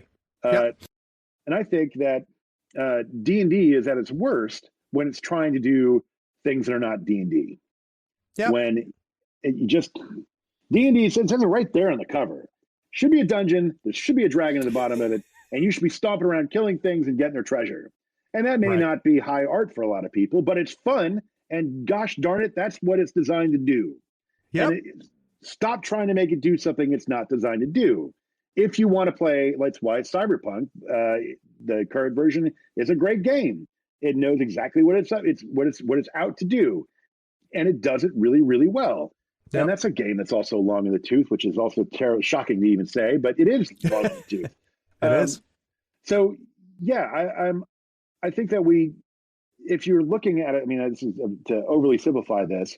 If I'm looking at a game to ruin relationships and talk about and extol the virtues of capitalism, what game am I going to play? Well, I'm going to play Acquire. But if I don't have Acquire, I'm probably going to play Monopoly.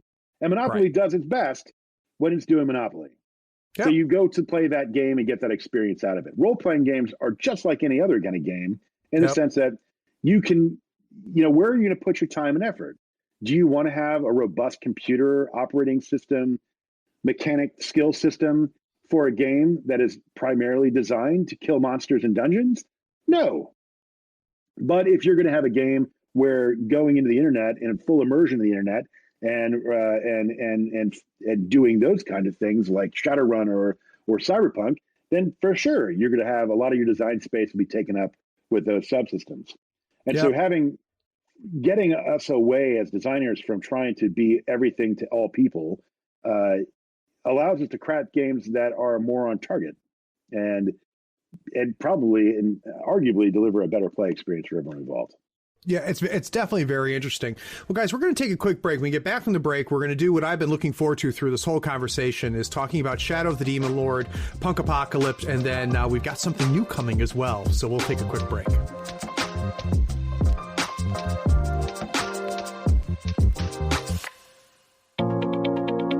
Howdy friends, Craig here. Nothing makes Malifaux easier than having the right tools. Here at the Third Floor, we love all the licensed Malifaux goodies from Custom Meeple. Not only are they helping support this podcast, they sell custom-made weird licensed tokens and terrain. They sell it all. Crew boxes, terrain, markers, tokens, and even a 3x3 full Malifaux board. Custom Meeple sells a complete M3E token set covering every marker and token you need to play. Custom Meeple are the source for the official accessories for Malifaux. Everything is designed by hand and authorized by Weird Games. Check them out at custommeeple.com, that's with one M, or follow the link in the show notes. Up your Malifaux game and be sure to tell them Craig from the Third Floor sent you. If you use the promo code Third Floor Friend, all one word, THIRD FLOORFRIEND, you'll get a 5% discount and help support the podcast. It's valid on everything except retail products and playmats.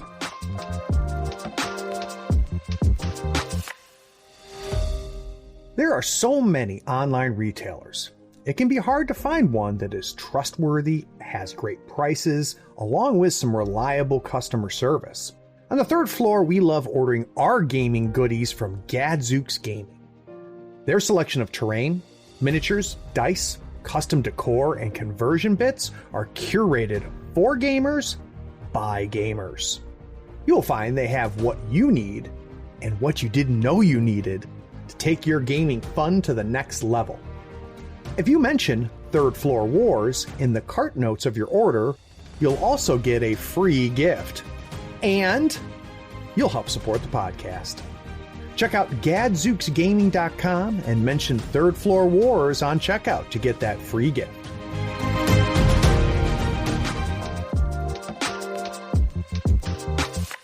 So, I mentioned, before the break, and listeners already know the story. They've heard it more than a few times about how I came back into back into the industry.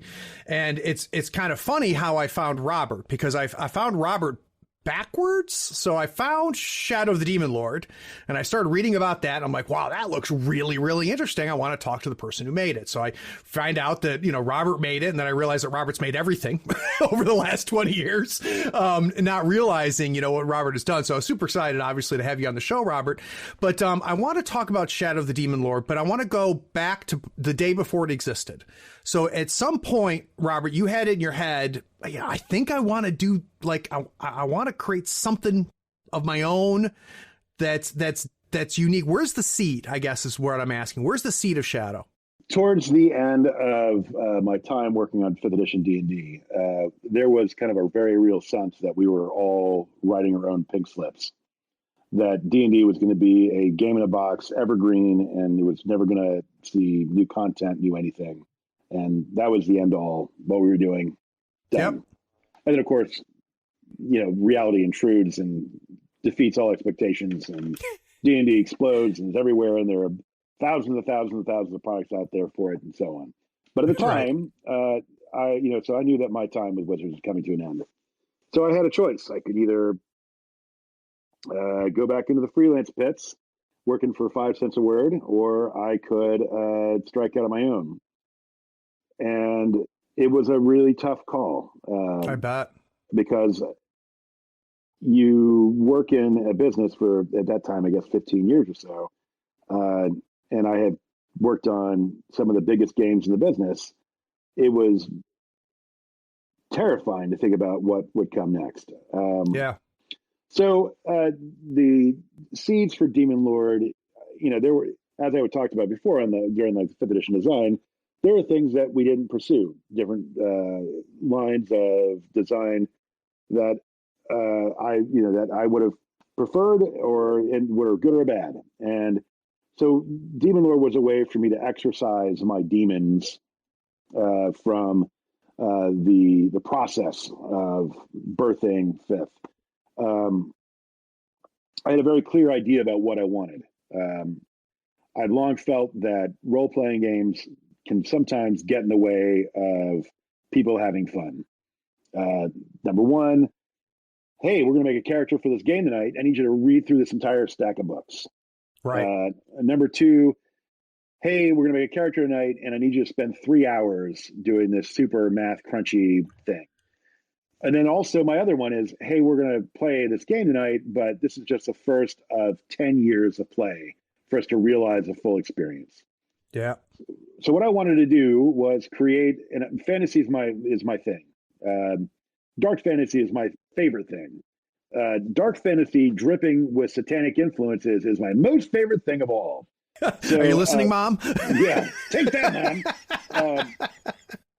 So Demon Lord was I could do whatever I wanted, and so I was going to make a dark fantasy RPG that's full of in jokes and just lowbrow humor, like hateful defecation and the whole of glory spell and all those other things that make me giggle and make me have a good time. But I also had some other objectives. One, I wanted to say, we're going to confine the play experience to this period of time. I knew from research that we had in early D&D discussions that gaming groups tend to fall apart after 2 or 3 months of gameplay, and then your campaign ends because something interferes. So rather than try to say that I'm going to do a 30-level game where it's going to take you 2 or 3 sessions to get through every level, we should say that every time you play, you complete an adventure, and then you get something new. And so you level up. And then you can do this 11 times because that's about 3 months. And that's enough. I also wanted a game that said characters are super simple to start with.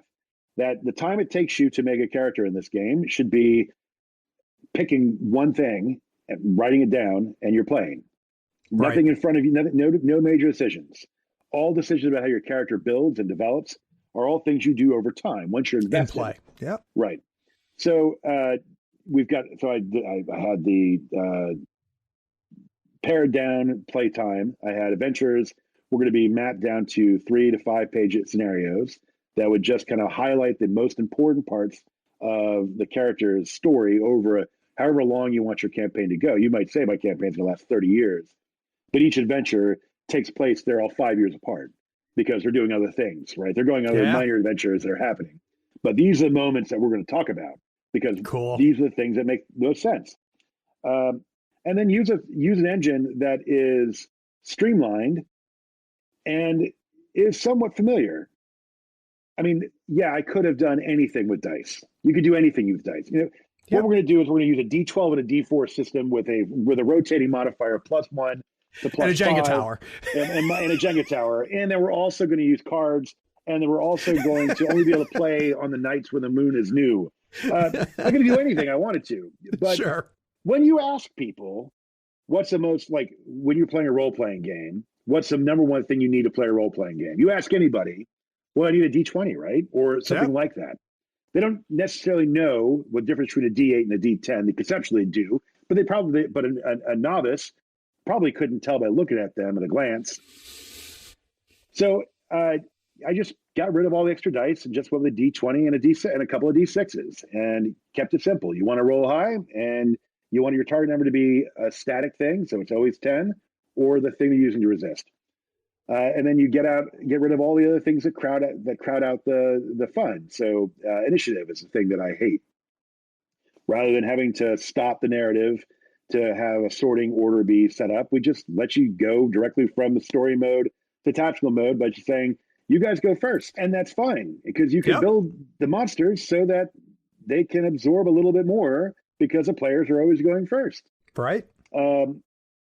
And then, there are a lot of taking spells and then dumping them into bigger baskets called traditions. So you can just choose a thematic basket. Like I want to be big in enchantment, or I want to be big on curses, or I want really gross spells.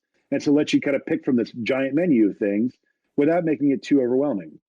And then those things, the individual discrete objects that live inside those big buckets have their own uses. So you don't have to worry about, do I use my use for this instead of that? No, you just have all the uses are there for each one. So, I mean, it was all about just kind of un-effing what I was calling un-effing role-playing games, because I wanted to make it fast and fun. I wanted to give it enough granularity so that hardcore RPG nerds like myself will have enough to do. But I also want to be able to play this with my bar friends who don't give a damn about role-playing games and just want to hang out. I also want to create a game that I could run when I'm drunk. Because, odds are, if I'm going to be hanging out and doing nothing, I'm probably going to get tight. And being able to tell a crazy story and not have to worry about, oh my gosh, this character has its feet with a mountain thing. Was it +2 if he's on the lee side, or I don't want to mess with any of that. Yep. So, and that's pretty much was what I was. Those were all the kind of things that were banging around in my head while I'm developing this game. Now, this game went through 30 versions. Wow. And in a span of like 18 months. And it was all, while I was doing all this, I was taking on a few freelance projects. I did stuff for Monty, for Numenera and The Strange, and I did a couple things for Pathfinder, but largely, and I also did the Cypher system, the Shotguns of Sorcery games for Outlander Entertainment, which has now moved over to Matt Forbeck's company. Point is that this was all I was basically doing, and it was rapid play testing, monster and number crunching, and taking it on the road and going to game stores and burning through my Marriott points that I'd gotten from flying out to Seattle every other month, and just tightening my belt and doing the work and getting out there and starting all over again and building an audience for it. And the Kickstarter did well, and it paid off.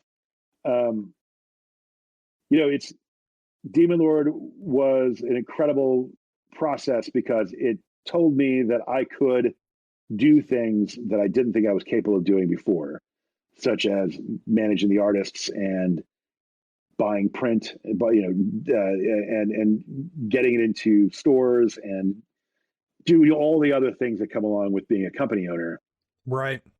All the things that now take away the time from my job as a designer, but yep. I knew I could do it, and I'm still doing it. Yep.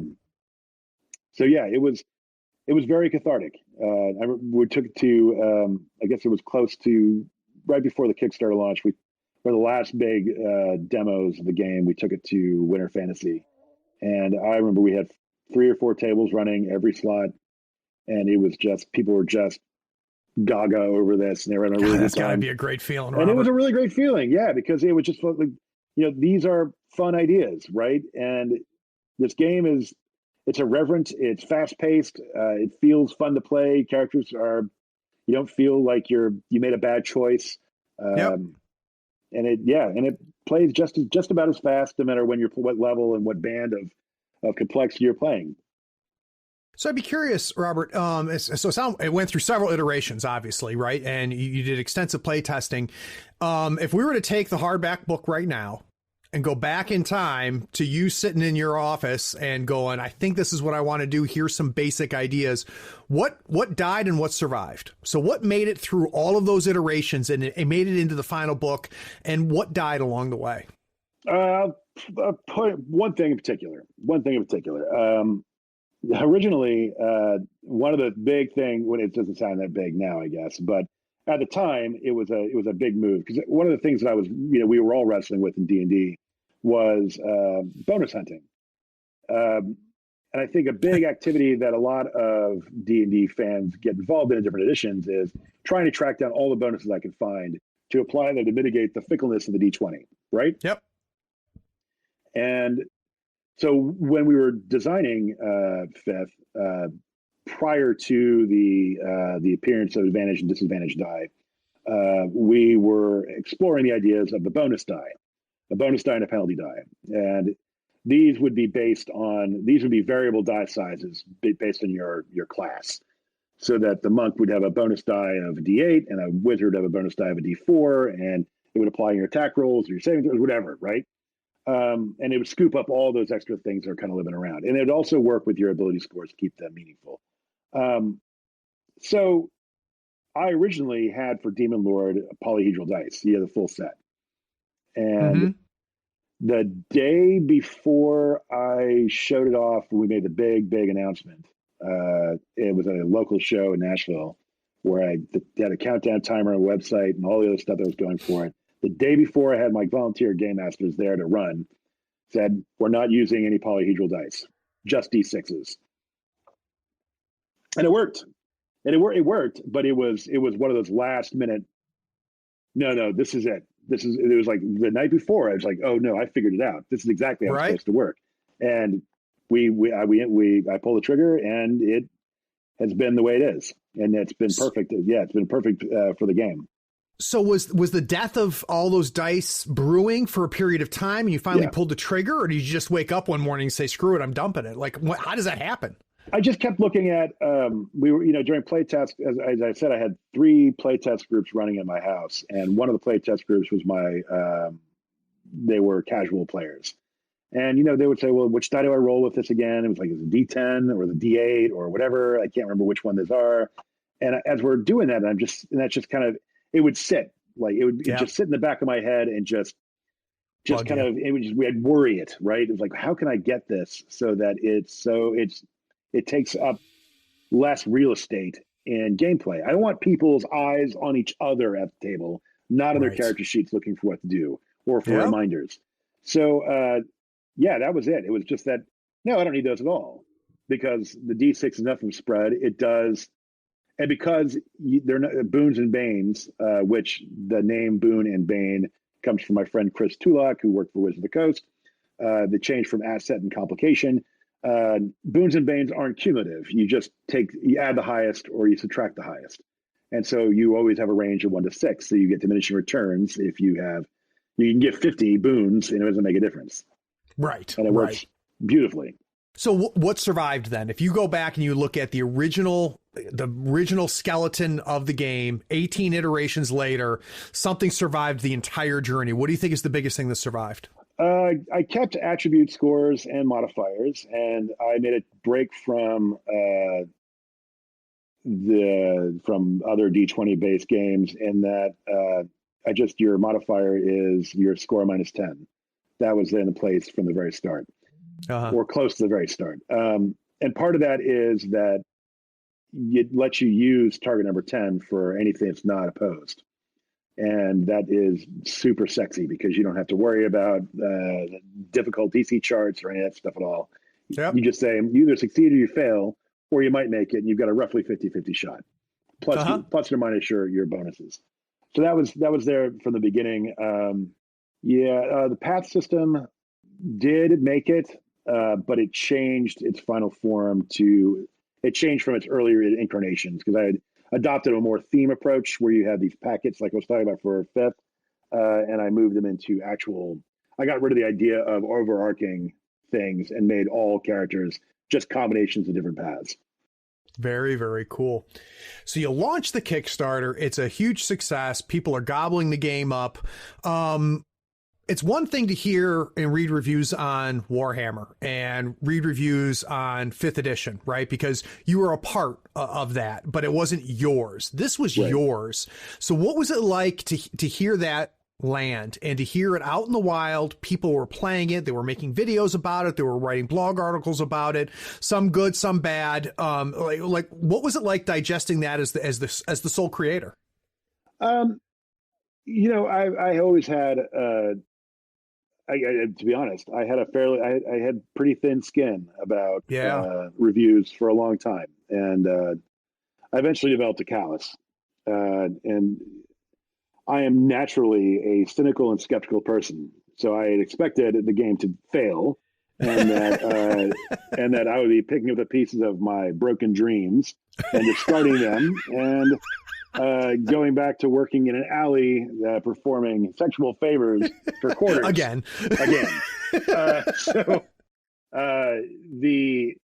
It was a surprise. I don't read reviews at all for my own sanity. What is more gratifying is to watch sales numbers. If I can keep my lights on or keep doing what I'm doing, keep afford to pay for artists and pay for my bar tabs and, contribute to my household and keep my cats fed, then I'm doing all right. And and Demon Lord's done pretty well. I think we're getting close to, if I was any other company and I was looking at doing second edition stuff, this would probably be the time where I'd be thinking about it. Right. But I said from the beginning that Demon Lord was going to be a 1 edition game only, which is important to me because I think that when you do an overhaul on your game engine, you do a disservice to your audience. Interesting. Because you made a game, and the game's gonna and there are people who like the way the game plays. Yeah. And no edition change ever comes at the perfect time for the audience. And if you decide that, our next edition doesn't have the assassin class in it, and Johnny in Minnesota has a 12th level Grandmaster Assassin, he's going to be pretty pissed off when he tries to convert that character. And that will be a clear choice. And that was a big thing with the monk. That's why it took me so long to change from first edition to second. I just don't give me a game that has fewer options in it. Yeah. And invalidate my play choices, my play styles. So, which is, I think, going back to what we were saying about fourth edition earlier, I think that fourth edition, if it had been a separate game, because you look at Gamma World, when that came out for using the fourth edition engine, it was a great game. People loved it. They loved it. And people who hated fourth edition loved Gamma World. Yep. So that tells me that it's calling it what it was called, but the game itself is fine. Interesting. So anyway, yeah, it's. I don't want to tell my customers, hey, you've been with me all this time. You've invested $1,000 into my game, and now I'm going to make you do it all over again. Right. Right. I want to tell you. Now, if you want to come along with me for my next game and do it all over again, I'll be very grateful. Sure. But I've given you something, and I'm not going to change it. It's the way it is. It's a very interesting way to think about it, Robert. Very interesting way to think about it. Was there anything that surprised you when Demon Lord got out there? Was there something that people did with the game, or you saw happening with the game, or things that was said about the game that pleased you but were unexpected? Yeah, there are a lot of comparisons to to fifth, and people are trying to figure out ways to incorporate Demon Lord elements into the fifth edition game. And I think it's interesting. I know that there are elements in Demon Lord that are certainly present in D&D. I mean, there is a clear path, but that's because I was going for familiar archetypes. Sure. And these are familiar fantasy archetypes that resonate across a variety of different fantasy games. Yeah. So it was important to me. Yeah. And so making sure that I provided valid choices for people who are coming at a fantasy, even a dark fantasy game that matched their expectations was crucial for the success of this particular product. I was also surprised at how much people just borrow bits and pieces. Like boons and banes have shown up everywhere, or not everywhere, but they've shown up a lot of places. And I've seen people do interesting things with how I handle initiative.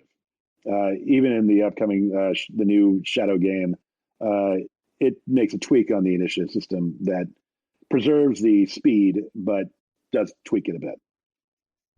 So where does Punk Apocalypse come from? Well, it was an interesting idea. My Spanish translator approached me several years ago and said, "Hey, you got to check out this miniatures game.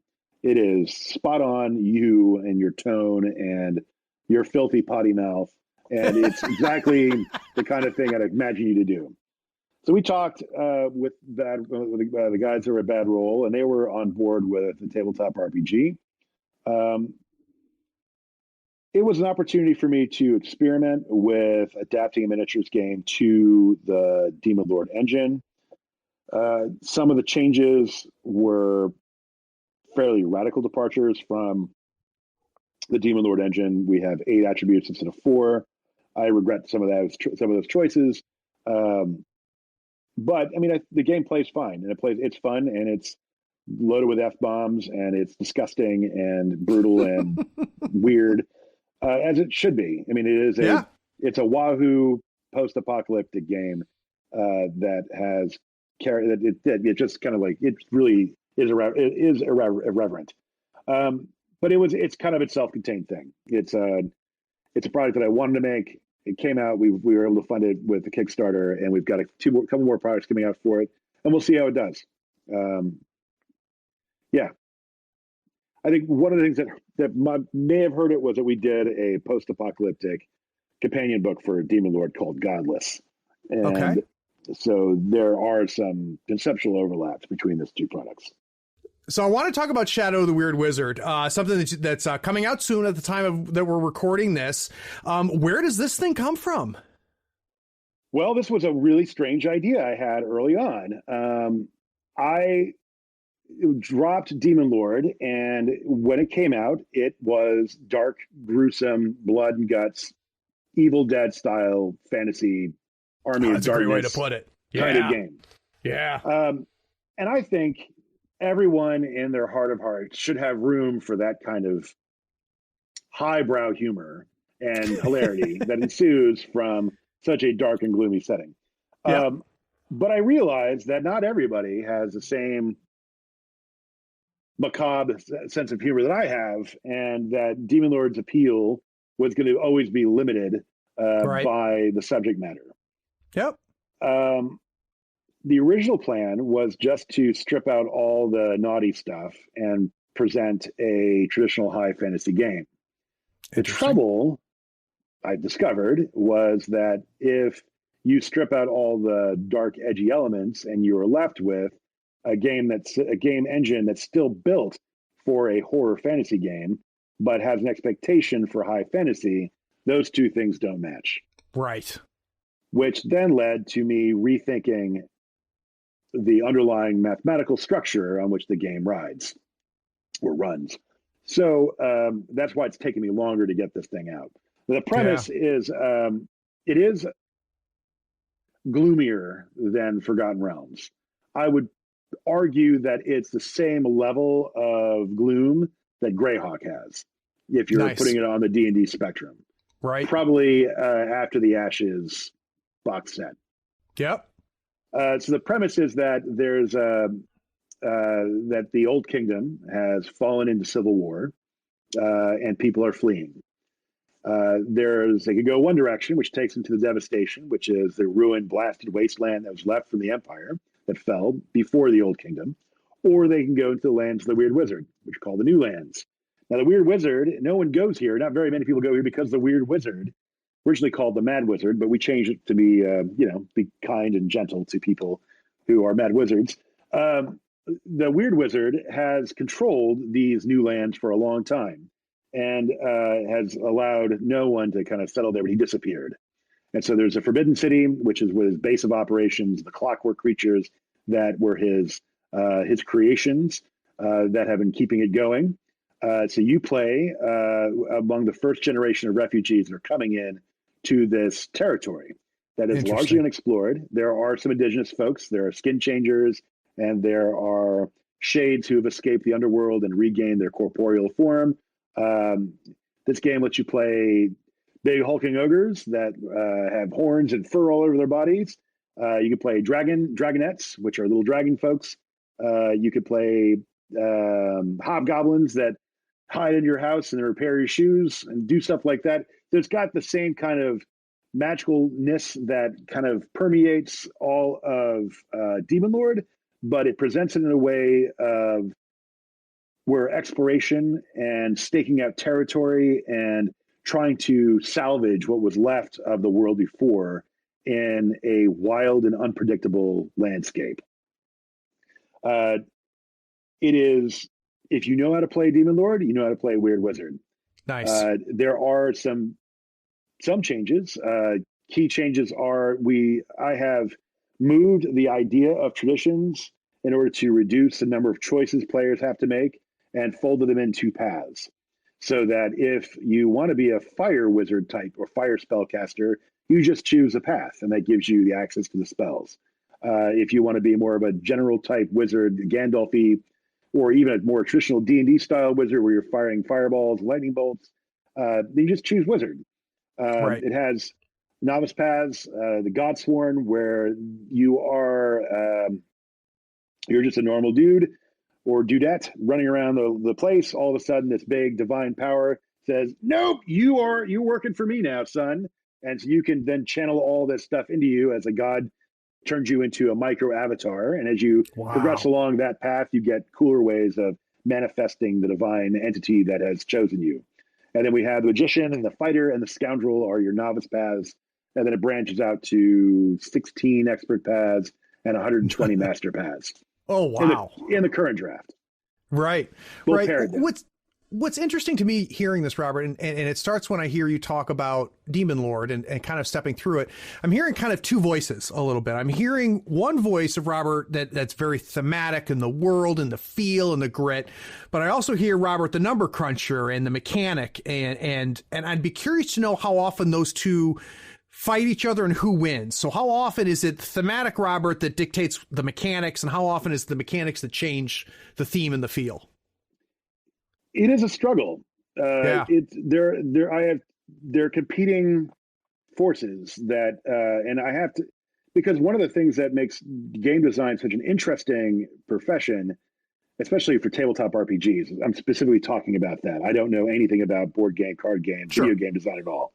But when you're doing RPGs, there's so much literature in quotes and narrative writing about that covers world building and characterization and plot structure and all that stuff, and all the stuff that excites you and gets you turned on about a good novel or a good comic book or a good movie. They're all there, but then you have to also have kind of some idea what the hell's going on the number side. Yeah, and I can go into either mode fairly well. It takes me a little bit to shift gears. If I'm in hardcore. No, I'm doing this extremely difficult spreadsheet that tracks, that takes the expected damage outputs for characters based on their paths, and then to show why novice level magicians should be throwing 4d6 balls of fire out of the gate because they only get to do it once, and then you're balancing against the sword users, and you're then wrestling with damage dice, and then doing different ways as far as how all these things kind of hang together, and then also making sure monsters live long enough, and then saying stuff like, no, I just really want to talk about this NPC who lives in a giant shoe, and the shoe then eventually picks up and goes marching off on its own, and goes from place to place. Or I want to have this spider creature whose webs that it spins are actually the sorrows that are all coming from the people in this town nearby that it's been tormenting. And so whenever somebody is broken down with grief, it gets the silk it needs to spin out these vast webs to ensnare the dragon things that are flying around nearby on which it feeds. And so it has this. So I want to do stuff like that. But I really, really like to do stuff like, okay, I've got at least 5 more paths. What if I do this thing with this particular number trick or this die trick that seems like a lot of fun, and we'll do this thing, and then how do I marry that to some cool narrative element that will then make sense, right? Mm-hmm. And then get frustrated when I have to think about, do I really have to think about how much water spills over the edges when I want to raise the water level of a pond? Do I really need to worry about how many feet that spreads out? No, I really don't. But let me just go ahead and do the math anyway. No, it's terrible. So in the process of design, I keep hearing, it's an old term, kill your darlings. And I'd be curious, what's easier for you, Robert? To kill a concept and a theme for the sake of the game, or to kill a mechanic for the sake of the game? I probably would be easier for me to. They're both hard. Yeah, but then they're not. But then they're both. But it depends on the mechanic, right? I think back to when I was working on Demon Lord, and what's funny about the initiative thing. This has been a thorn in my side for almost as long as I've been designing games. And I think it started with not as long as I've been designing games, but going back to Song of Ice and Fire. I remember one review, it's back when I was reading reviews still, was like, it's got a really pedestrian initiative system, was the complaint. And I was like, what the hell, man? Where did this come from? Initiative is just this thing we all have to do because everybody's supposed to get a turn. What do you want from me? I mean, it's just roll a die, and whoever gets the highest number goes. It doesn't have to be high. And I was like, why is this a thing, right? And then I started thinking about it. It's like, what is initiative really doing? And then why do we do this process? Why are we all invested in rolling? And like I keep thinking about it. It's like I got this really well sculpted story where you and I are both, playing characters, and the dungeon master in the background. He's telling us we're going to this cave, and there's this dragon ahead, and there's fire leaking from the ceiling, and there's dragon dung, and there's this partly digested dwarf who's like, go back to the dragon this way, and doing all this crazy stuff. And then all of a sudden we meet some dragonette type creatures that come boiling out in a sauce of their own juices and fluids and solids, and it's all going everywhere. And the dungeon master says, all right, everybody, I need you guys to give me initiative rolls, please. Yep, I think you got a 13. Okay, you're going to go here, and you got a 9. All right, you go here, and I'm going to roll individually because I'm that big of a pedant that I'm going to roll individually for these creatures. I'm going to order this all out, and then we're like, come back to it. It's like, now what's going on? Right. Be that way. We should be able to say, what do you do? Yeah. Because we do that. That's the number one question you ask your players in the game. What do you do? So you transition from what do you do to go straight into the action. Nothing should interrupt that, because once you have this mechanical hoop that gets in the way. And so I thank that reviewer who said, you got a really pedestrian initiative system. Thank you, because that changed everything for me as far as why Demon Lord had that way. So when I introduced the fast, slow concept initiative thing for Demon Lord, my players, my hardcore RPG nerds were like, no way. This is completely busted, broken garbage. And I was like, just give it a shot. And originally we had 3 phases. We had like fast turn, monster phase, and slow turn, and blah, blah, blah. It took one combat, one tweak, and it was the way it's been ever since. Isn't that fun? Yeah. And I would imagine too, to a certain degree, Robert, especially because you have different play groups.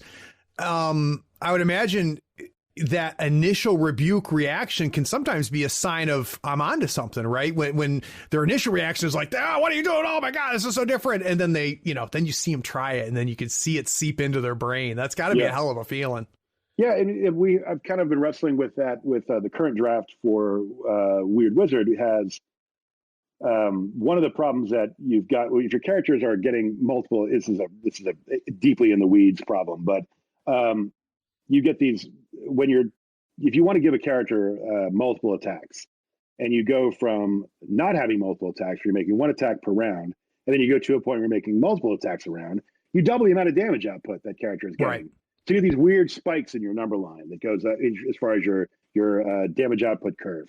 These really big jumps, and it's just ugly. It doesn't feel natural. It's all because we want the players to have the ability to attack twice, or 3 times, or 4 times, or 5 times.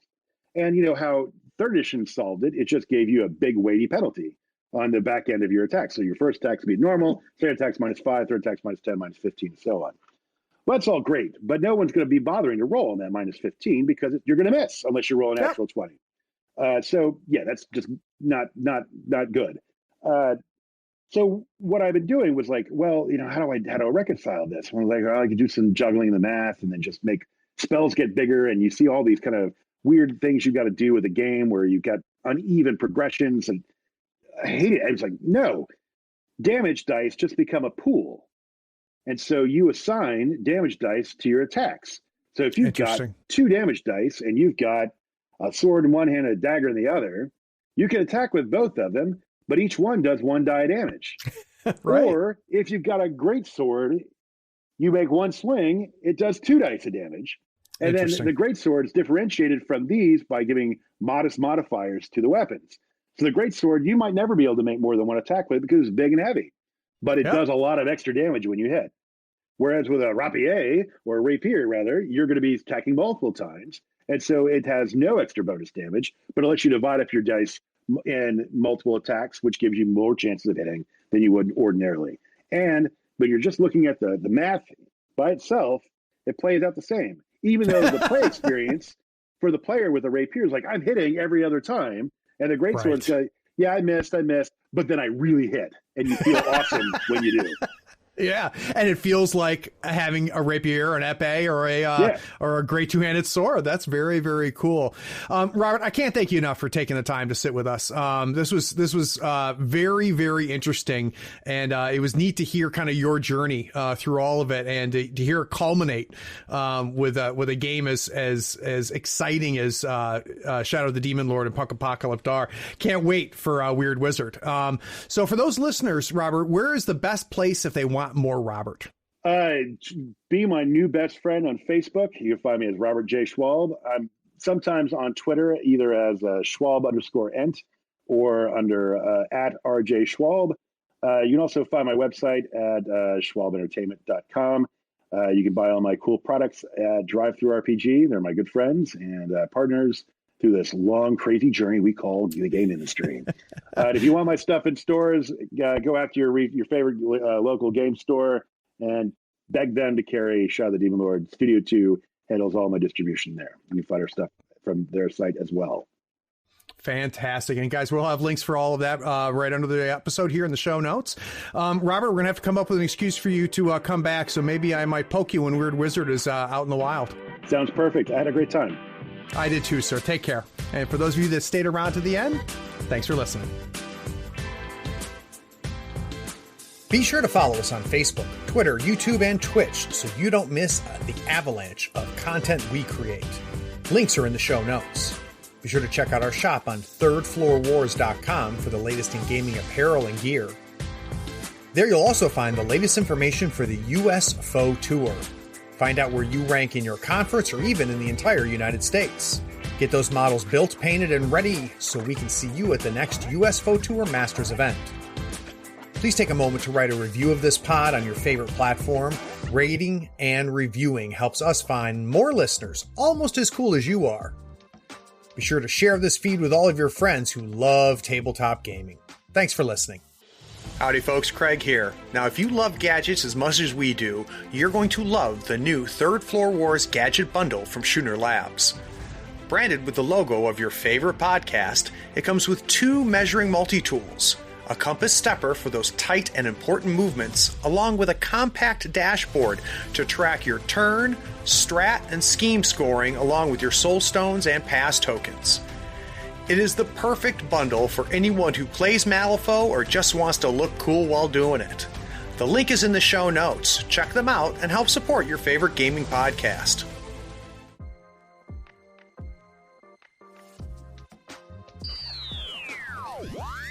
So let's talk about Shadow of the Weird West, which I gotta tell you, I am very excited about because I'm a Weird West guy. All right, well, before we go any further, it's Weird Wizard. Not Weird West. I feel like an idiot. No, it's okay. It's okay. How did I get that wrong? That's embarrassing. I just noticed it. Wow. All right. So I wish it was. A Weird West is not off my radar. It could certainly happen, and I want to. Now I have to make this. Now you got to jot it down. Now I've got to make sure that you are like taking Viagra for Weird Wizard with the same level of excitement. All right. Because so we're going to set this up again. Right. All right. Are you ready? Yeah. Shadow of the Weird Wizard. Very interesting, Robert. It's been really great for me to talk to people after coming back into the industry and just learning. I've learned so much in these last year and a half on the podcast. I appreciate you being generous. Oh, sure. My pleasure. Yeah. You feel it's going okay? This is phenomenal, Robert. This is exactly what I always hope for is like I said, when it becomes 2 guys talking about games, that's when I think my podcast is at its best. So, all right, good. And that's definitely what we've done. I hope that you're having fun. Oh yeah, always. This is great. Good. Today's guest is Robert Schwalb. Did I pronounce that right, Robert? You sure did. Good job. He is known for his work on... Excellent, my friend. Good, excellent, okay. Excellent. Oh, this is great. This is exactly what I like. Just shooting the shit. This is great. So in your mind, Robert, I listed 3 items for Green Ronin. That's for me, not for you. You know what you did there. So don't feel like you have to touch on those. Okay. Let's just talk about your time there. Does that sound okay? Yeah. Great. I was really interesting to hear that, Robert, because I had Jay Little on the podcast. Oh yeah. So it's really neat to hear like the two sides of that, and not two sides opposed, but one getting handed it and one handing it off. So it's right. Neat. Very, very cool. I hope I wasn't I hope it wasn't confrontational at all with about. Oh, I don't think so at all. No, okay. I mean it's exactly what I would have imagined. Like I would have a hard time. I'm trying to think, and I've talked to a couple designers who are like, yeah, when I'm done with it, I'm done with it. And what happens afterwards, I don't care. And for me, not having created nothing, but I was just like, I can't imagine like not being attached to it and watching it sail off like that. So you validated me, believe it or not. It was really hard. I bet it was. I don't think I could handle it. And I also thought it was interesting what you're talking about because, purposefully or not, there is that tear down process when you try to reinvent something, and you're right, you don't have to do it, even though that might be the easiest way to try to validate yourself, right and justify what you're doing. All right, so I'm going to start off with when you first started courting them. Does that sound good? Sure. All right, great.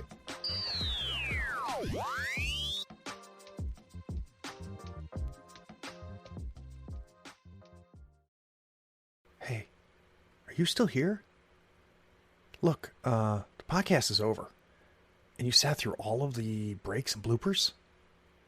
Well, I mean, if you're here, you might as well run over to patreon.com and become a supporter. Don't forget to rate and review this podcast, too, while you're at it, on whatever platform you're listening to. I do appreciate you sticking around. Take care.